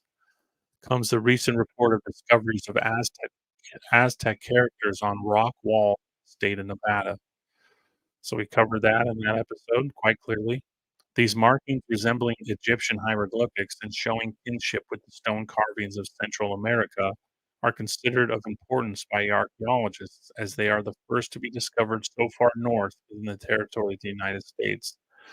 Is Micmac still in here? He may not be in here anymore. But, I've shown endless correlations, and when you just have to look at the Micmac people, right, a more recent, so to say, Aboriginal tribe that still has a strong foothold in America today. Its letters are almost identical with Egyptian. It's unbelievable. It's undeniable. So these things still exist today strongly. Yet Missouri made a claim to remains apparently Aztec in origin that would seem to point at least to the probability that sometime in the slim remote past, the people whose temples and stone structures and undeciphered hieroglyphics in the southern countries have given the scientists so much trouble must either have dwelt it's been erased, must have dwelt through the Mississippi Valley. Either that or the so-called mound builders must have commercial intercourse in some degree with these people of Mexico, Central America. Yeah, I absolutely. You know, again, the one need only look at Phoenician inscriptions found all over the Great Lakes and the copper that's been, the Michigan copper that's been found all over the world. We're dealing with an advanced culture that was trading all around the world. In 1907, a most interesting and significant discovery of 8 copper plates, plainly of Aztec origin, was made in Dunklin County, Missouri. These plates have all the artistic indi indica indication, I guess, of those strange races in Mexico and Central America, whose sculptured inscriptions have given the technologists so much trouble, and whose architectural remains are today being freshly explored with the hope of finding some key to their mysteries. They represent eagles, double eagles, and what looks like a humanized eagle, and are distinctly of the Aztec type of sculpture. So, yeah, isn't it funny that the ancient so-called ancient heraldry of Europe, double eagle, finds its origins here in the Americas? Their discovery on Missouri soil linked with the recent findings of Aztec markings on the stones of Nevada seem to indicate that the old mound builders, at least the builders of the mounds that were not strictly burial observation mounds, were either the remote ancestors of the southern Aztec tribes or became commercially associated with them in the course of great tribal wanderings over the continent to which the aboriginal migration legend points. So, yeah, I mean, Mm, the Aztecs themselves say they came from the north, so it's maybe later, quote, Indian or Aboriginal tribes said they came from the south, but the more ancient Aztec stories talk about coming from a land of milk and honey, and they say it's somewhere in the American Southwest generally. People have, um, delineated that and connected it with the Missouri area. The copper plates, which reproductions are given here within, taken originally from photographs, deployed up by a man named Ray Grooms on the farm of Mrs. Baldwin, 2.5 miles south of the town of Malden in Duncan County, near where the country road crosses the Cotton Belt Railroad. In Huck's History of Missouri, the following account of their discovery and subsequent history is given. How the plates were found. Mr. Ray Grooms makes the following statement as to the manner in which these plates were discovered. He was plowing much deeper than usual, probably 16 or 18 inches. His attention was attracted by something shining or glittering on the land turned over by his plow, and he stopped to examine it. He found a few small scraps of copper. On looking at the bottom of the furrow whence these had come, he found this plow had struck the upper end of these plates, which lay in close contact with the heads down and inclined at an angle of about 45 degrees. Now just imagine you're finding these copper plates right on the surface, and knowing what I love is to go really, really deep down and see what we can find. Like, it just really shows you how far off our understanding, our what our, schooling or society, our government, whatever you wanna say it. Whatever they've been teaching us about history is just this being on the surface, not to recall all of the other countless things that we're showing lie buried beneath the surface, that even at surface level, everything is wrong, and that when we keep going down layer by layer, it just really destroys the narrative. He saw no evidence that they had ever been wrapped in cloth or any other substance. I'm gonna start to speed up. We got about 30 minutes left here, and I got a lot of stuff left, and some of it is really important, so he saw no evidence yeah. He dug around them with his pocket knife, the loose sand, the soil being easily removed, and drew them out of the earth one by one. There was something with him that looked like a small piece of shale, such as he had frequently noticed in the land when plowing, and some white substance not saved or identified. Mr. Wade, who examined the plates, is inclined to think that this fragment of pot or vase of sun-dried or soft-burned clay, which went to pieces when the earth and of which only a fragment or two remained. Mr. Grooms, however, is positive in his statement that the specimens were in immediate contact as he lifted them out one after the other, and they lay so close together that very little earth had worked in between them. All right. I'm gonna save the earthquake one. We read this one, so we're not doing too bad. Missouri's new ca we already did a cave one, so we can come back to that if we have time. All right, here's the big one. Okay, so if you'll remember, we talked about the Great St. Louis Bridge, okay, and why I said remember this, okay? Now you see this picture up here, right? This is the machine they were using to sink the supports, okay? Here's another image. I apologize if you can't see them so well. Um, this is the footing, right, for the legs of the bridge, okay? Now we're gonna go into an article that's gonna tell you what they bumped into when building this bridge, and this is probably my favorite article, so it's a good one, and this is from 1869.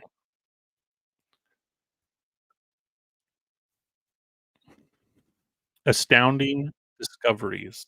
Prehistoric remains dating back to the founding of the Assyrian Empire, 44 centuries before Christ. It is generally known in this country and in scientific circles in Europe that the gigantic undertaking of bridging the Mississippi at this point has already begun, and that for more than a year, the stage of the river would permit the sound of ponderous machining has ceased not day or night. But the work of excavation has been going on until the solid rock has been reached for the foundation of the pier on the western shore. One of the piers is already above low water mark, a triumph of mechanical skill. The blocks of stone which it is built are huge as those of the pyramids, and yet by the application of the original principles of mechanical and engineering skill, these gigantic blocks are moved as easily as the common foundation stones of our dwellings. The outer pier is not yet begun, the excavations therefore not being quite completed. At this point, the wonders begin, the end of which not yet. What effect the discovery of this tunnel under the river may have upon the location of the bridge, the Board of Engineers will soon determine.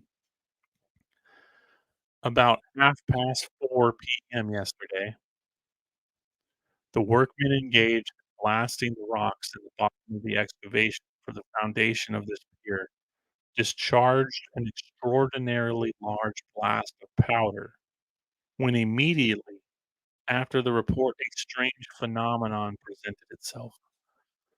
Instead of having to wait the usual time for the smoke to clear away, they saw it ascend rapidly in a column as though issuing from the smokestack of one of our steamers.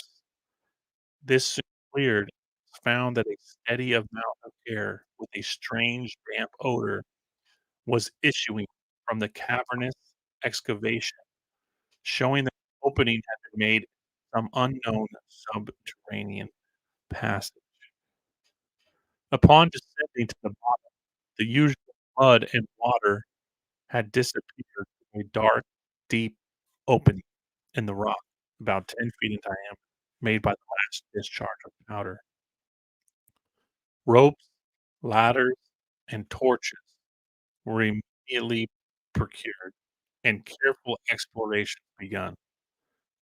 We cannot now enter into detailed description, but having been invited to accompany the Board of Engineers with a delegation from the Academy of Science and Historical Society, we must reserve a full exposition of this wonderful discovery, until we shall have made a more careful survey. Suffice it for the present to say, it is certain that it passes entirely under the river to the Illinois shore, and whether it is wholly the work of some ancient race who once inhabited this land, who whose interesting remains are strewn so thickly up and down this great valley, or whether it is partially natural and partially artificial, remains to be seen. In any case, it is no less stupendous. The main passage we should judge to be about 20 feet high by 15 feet broad and systematically arched overhead, part of the way by cutting through solid rock and part by substantial masonry. So again, for anybody maybe that's having a hard time following along, they're building this bridge, right? They've reached bedrock, right? They're blowing it out to set the foundation stone for the piers of the bridge. They blow off a discharge, they blow a hole in a cave underground. They find a tunnel. The tunnel is 20 feet high, 15 feet wide, and it's systematically arched. It's cut through solid rock, but there is also substantial masonry. The bottom seemed to be much worn, as it by a carriage wheel of some sort. So the track on this bottom of this tunnel seems to have 2 lines like lines. There are many lateral passages, which of course we had no time to enter. Lateral passages going off of this main tunnel, and as they said, it goes all the way under the river, subterranean tunnel going under the Mississippi. These are about 8 feet high and 6 feet wide, so these tunnels going off of this main tunnel, 8 feet high, 6 feet wide. In the main passage, we saw no tools or workmanship, but on entering one of the lateral passages, we soon emerged into a large chamber, supported by leaning pillars of solid rock.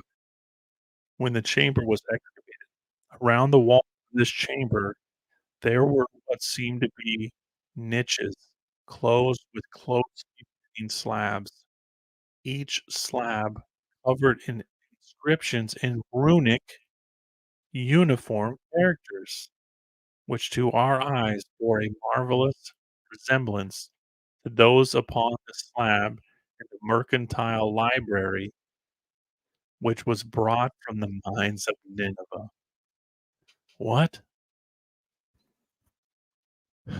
Runic uniform characters that look like they were brought from the mines of Nineveh.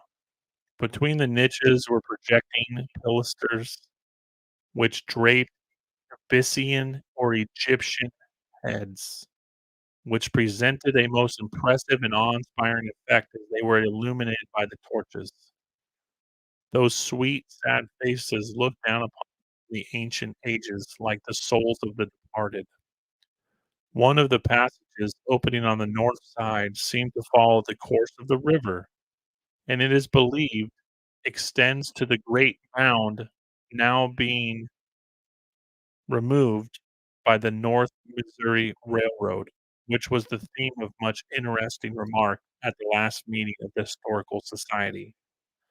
To those who have not seen the mound in around St. Louis, it may be necessary to say that the mound known as the Big Mound is about 1 mile above the great bridge now being built.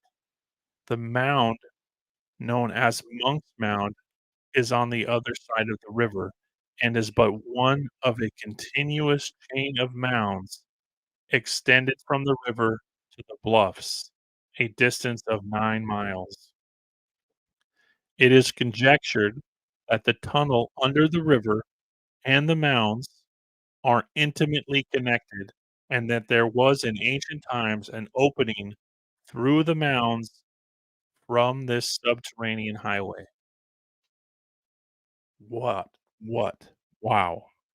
Just think about this, you guys, okay? So, kind of like I've been postulating and we've been showing some correlations again through the previous episodes, but we're dealing with a um, Punic inscription, ancient masonry, heads that look like Abyssinian or Egyptian, right?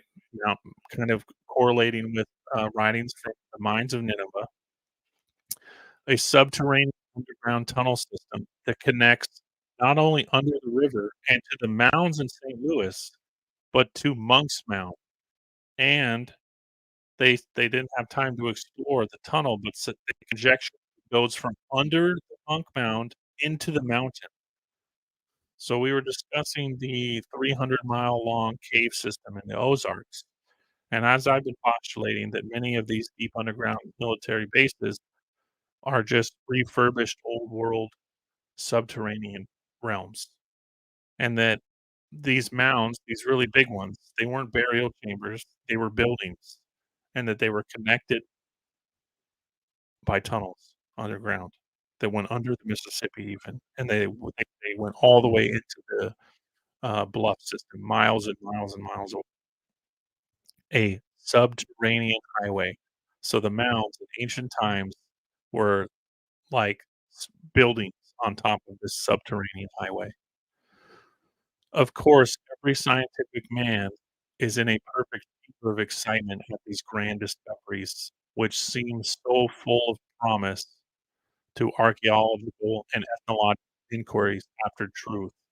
It will be remembered by our citizens that some few months since an examination of Monk's Mound was made under the auspices of some Eastern scientific society, and during the excavation there were frequent exhalations of disagreeable gases and odors, meaning that as they were excavating this mound, they kept breaking into subterranean, um, tunnels or, rooms, and that where these trapped airs from the subterranean world were being released.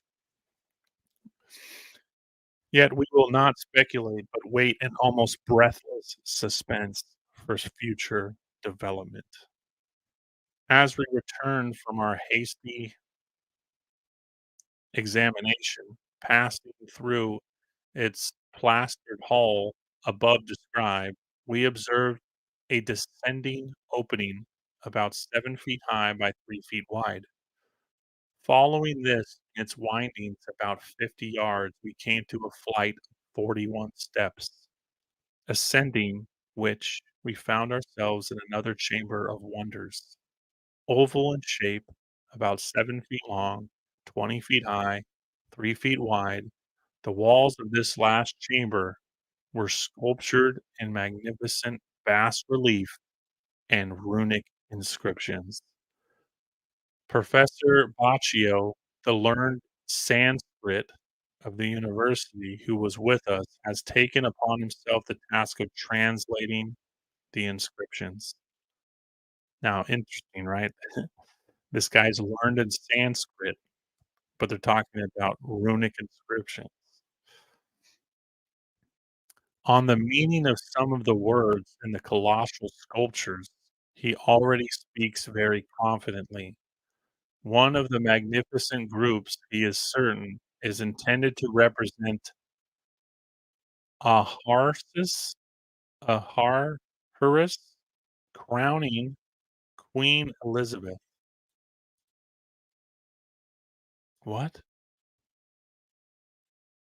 Aharhurus, I'm murdering that right here, Ahashurus, crowning Queen Elizabeth.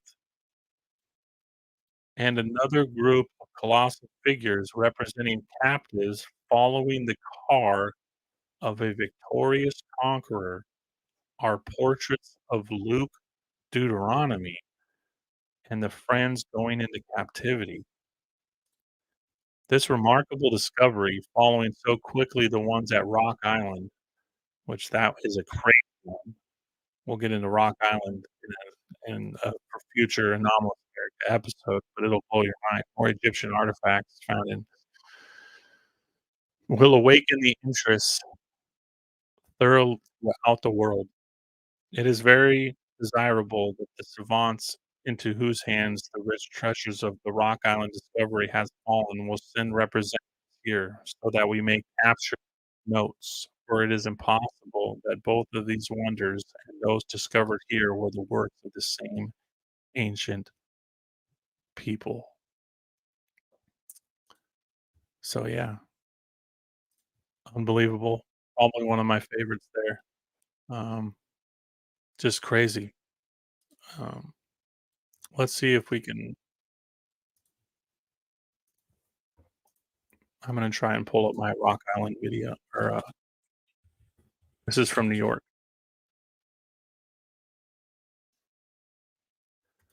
Okay,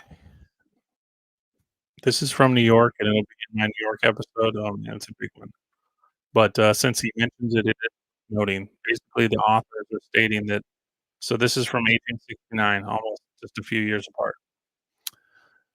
They're saying that the evidence that they're finding in Rock Island, New York, are the exact same that are finding here underground in Missouri. Incredible discovery, 1869. A subterranean passageway and cavern under Rock Island. Wonderful relics of Aboriginal antiquity, statues in copper, an obelisk with solid brass, and numberless other discoveries. I'm gonna condense this down. You can find this on my Twitter. The entrance to a large cave, as our home readers are doubtless aware, is plainly visible from the ferry landing, as well as other portions of our city bordering on the riverbank. And although some 10 feet in diameter at the entrance, it gradually diminishes in size until some 25 feet are reached. When it is with difficulty that a person can effect an entrance by crawling through the aperture, but once fairly through, there is no difficulty in standing erect. The recent discoveries, and we're gonna skip ahead. Precise. An interior apartment was found upon entering, which the party was enabled to explore the subterranean passage for a distance of nearly 1,000 feet. The main passage is some 6 feet in width and 9 feet in height, and is evidently a natural cavern, though in several places there are evidences of it having been widened, as chisel marks can distinctly be seen on the walls. I just wanna get to some of the stuff they find. Okay. Beyond this is a shorter chamber in which is the entrance to the Sanctum Sanctorum, and which contains one of the grandest collections of antiquarian curiosities ever discovered on this continent. It contains a huge pedestal in the center constructed of solid copper, upon which is a magnificent shrine, which, with its unique inscriptions, denotes the antiquity of its devotees. Surrounding it are the colossal figures of the 12 worshippers in kneeling position, and quite contiguous to them is the symmetrical though diminutive figure of an Indian maiden with a surprising beauty and strongly marked features indicative of deep thought and wondering surprise, pointing with one hand to the expressive word engraved upon the wall, Sheol. Crazy. Um Above them all, on its project and crescent-shaped roof, are arranged with systematic precision crossbows, arrows, and other weapons in warlike profusion, reminding one of ancient sons of Persia and Greece. The atmosphere in this apartment is unfit to sustain animal life, being damp, heavy, and very impure. Immediately adjoining the room containing these wonders is an obelisk of solid brass, some 7 feet in height, beautifully sculptured on 4 sides. There are in all 21 small bas reliefs, and above, below, and between them carved an inscription 76 lines in length. The whole is in the best state of preservation. Scarcely a character of the inscription is wanting. and the figures are well defined as if executed only a few days ago. One of the scenes represented is a circle of the ancient Aborigines sitting in council, with the all-potent pipe of peace performing its wonted circuit, while the fortunes of war and peace are being discussed in the presence of the white-winged presiding genius. Another scene represented is a royal chieftain followed by his attendants. A prisoner is at his feet, while men are being introduced, leading various animals and carrying ponderous crossbows, javelins, and other weapons. The animals represented are the elephant, polar bear, lion, stag, and various kinds of monkeys. The ornaments delicately graven on the robes of the party, the tassels and fringes, the bracelets and armlets, the elaborate curls of the hair and beard are all entire. One of the chiefs stands very erect and carries in his arms an animal resembling a champion, a ch cham chamois? I'm not sure. Upon his right arm, and in his left hand a branch bearing fine flowers. Around his temples are a fillet adorned in the front with a rosette. So, yeah, that's a big, big, big one, but I just wanted to touch on that a little bit since obviously the article relates that they're basically dealing with the exact same types of artifacts. So, yeah, subterranean tunnel system connecting the mounds across the Mississippi with the mounds in St. Louis. Remember, St. Louis was originally called Mound City, and, Monk's Mound is a incredible place. When they were excavating that, they kept breaking into the subterranean chambers. They found a tunnel that led away from Monk's Mound into the bluff behind. So I think you could travel underground between these mounds or these buildings all the way into the mountainside where they had huge subterranean chambers and highways. We're gonna do one more article, so I wanna pick it carefully. Petrified forest, that's probably I really wanted to do hmm,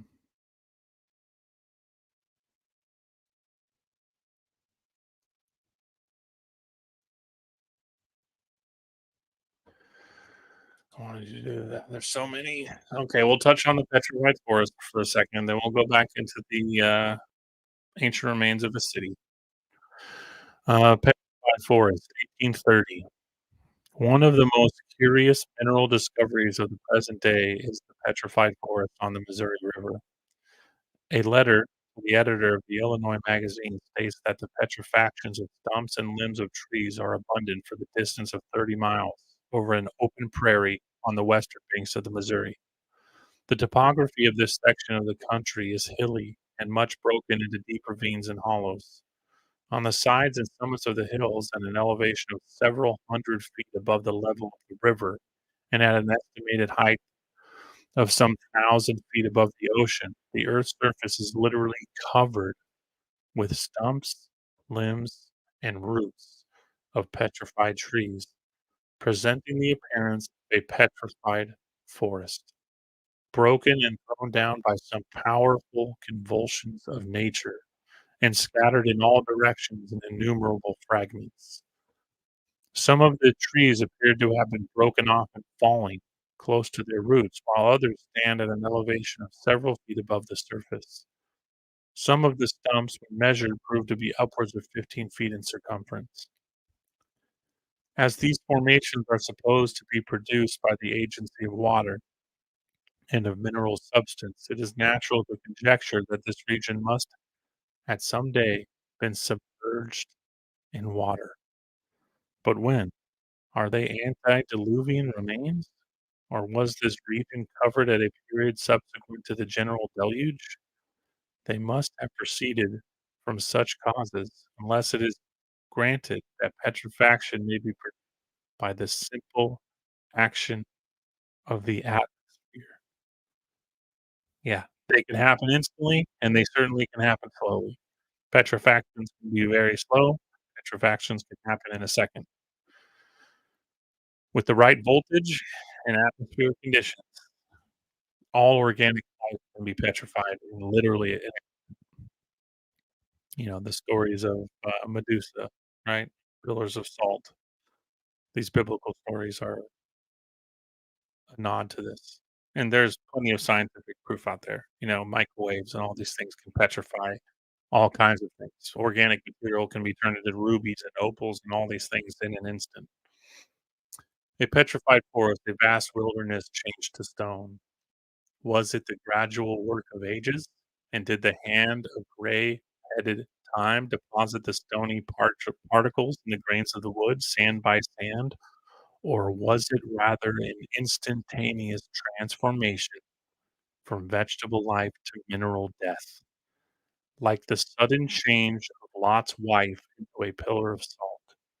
Did the great process of petrifaction commence at the day when Noah's vessel of old was tossed in the boundless and overwhelming waters of the deluge, or not till ages afterwards, after some great inundation in the prairies of the West?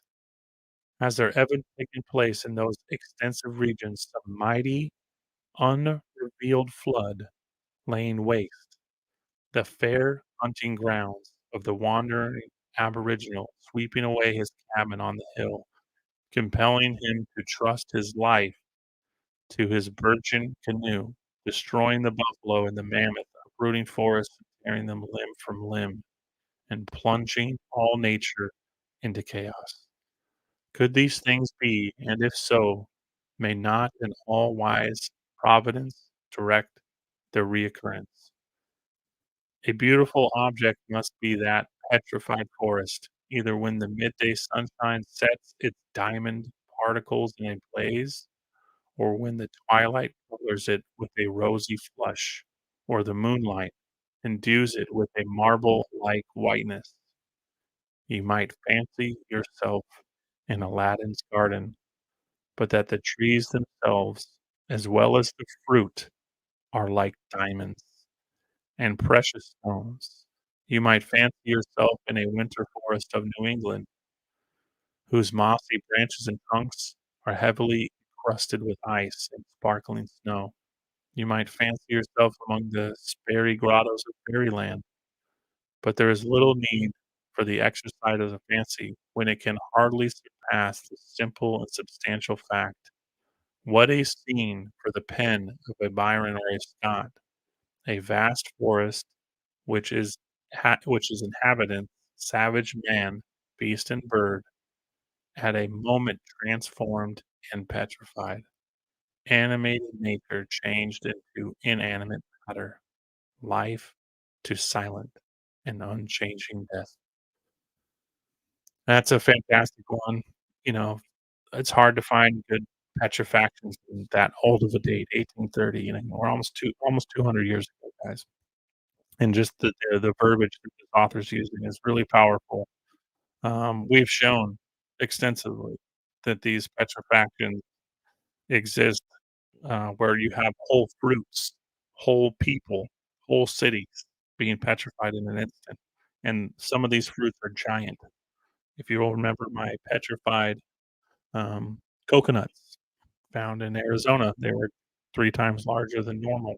In Colorado, they found petrified acorns that were 3, 4 times larger than normal. They found petrified seeds that were as big as a cup, a seed as big as a cup.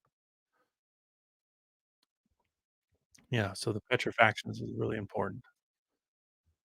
A few minutes left here. Relics of an ancient city in Missouri.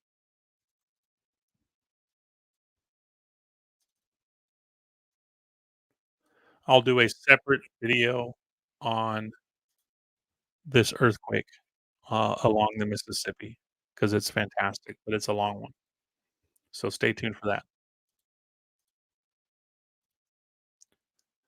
Man, this happens every episode. I always run out of time and even extending it. Okay. Captain Whitley has just returned from New Madrid County with over 100 more specimens of pottery and relics of the prehistoric residents of Missouri, which will be added to the Centennial Collection. That's the exposition, of course. And the party who accompanied him have traced the remains of a former extensive city, which shows the evidence of having been densely populated. The city was surrounded by fortifications, the embankments with covered ways connecting the outer works, which have been traced for several miles. Just like the American Southwest, cities so large they go on for miles. Fortifications, giant walls. The remains of mounds, serving either to watch an enemy or as cemeteries for the burial of the dead, in which are found skeletons associated with drinking vessels, are also found distributed about this area of ancient encampment. Now, in my "Who Built Ancient America" episode, I discussed an ancient star fort found in America in the 1820s, 1830s that's from this Missouri area, and they describe walls that are 100 feet tall, you know, huge, huge buildings that have obviously been buried by these events we're discussing, and that these mounds, as I've correlated, are often buildings or parts of these huge fortifications, and that these burials are often at the very latter end or at the tippy top of these ancient, structures. The indubitable traces of the dwellings, streets, and avenues were also traced over large portions of the grounds, and the proper surveys of which would doubtless tend to throw new light on the origin of these people.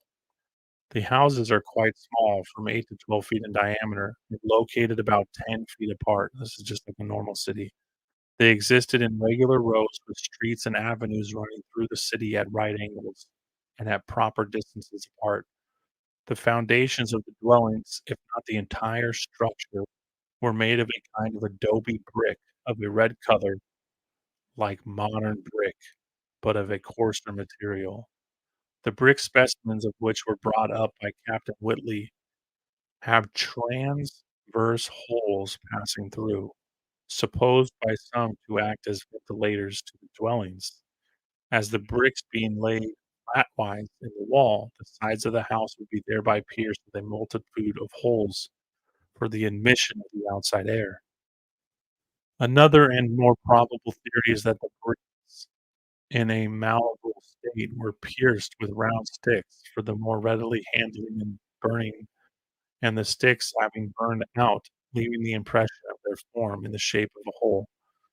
The sites of these ancient habitations are plainly observed by a sunken depression several feet in the ground, leaving evidence like that seen in the sites frequently met with in the country of modern times. At the first sight of these habitations, the observer might be led to believe that these ancient people lived in cellars and built their homes underground. And again, what we were talking about earlier? Yeah, it gives the impression that they lived underground. No, this we're dealing with a mud flood, some kind of event. We're dealing with several of them, right? As the previous man stated, that the Indians were living on top of the remains of a previous civilization, and I would say on top of another and maybe even a fourth. La Later debris of ages has entombed these dwellings beneath the surface. Exactly. Besides, on one side of the ancient city, there is still a lake or marsh, which at some remote period may have overflowed its banks, submerging portions of the site of the ancient city long after its extinctions, and added its deposits to the accumulating debris.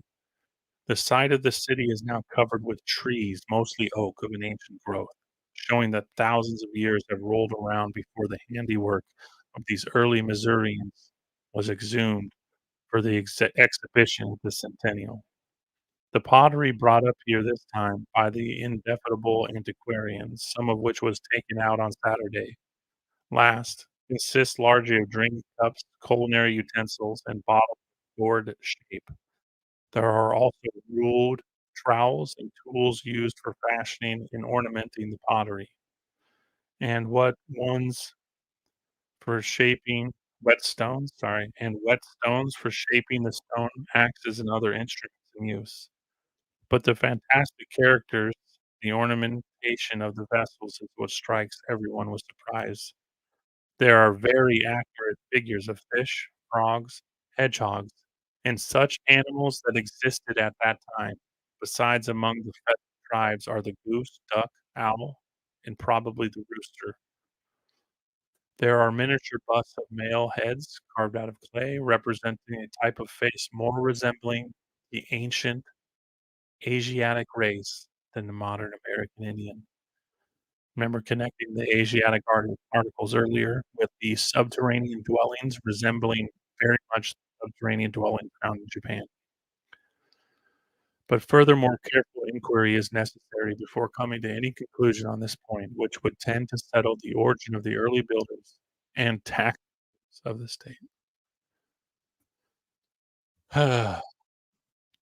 140 people, 7:33.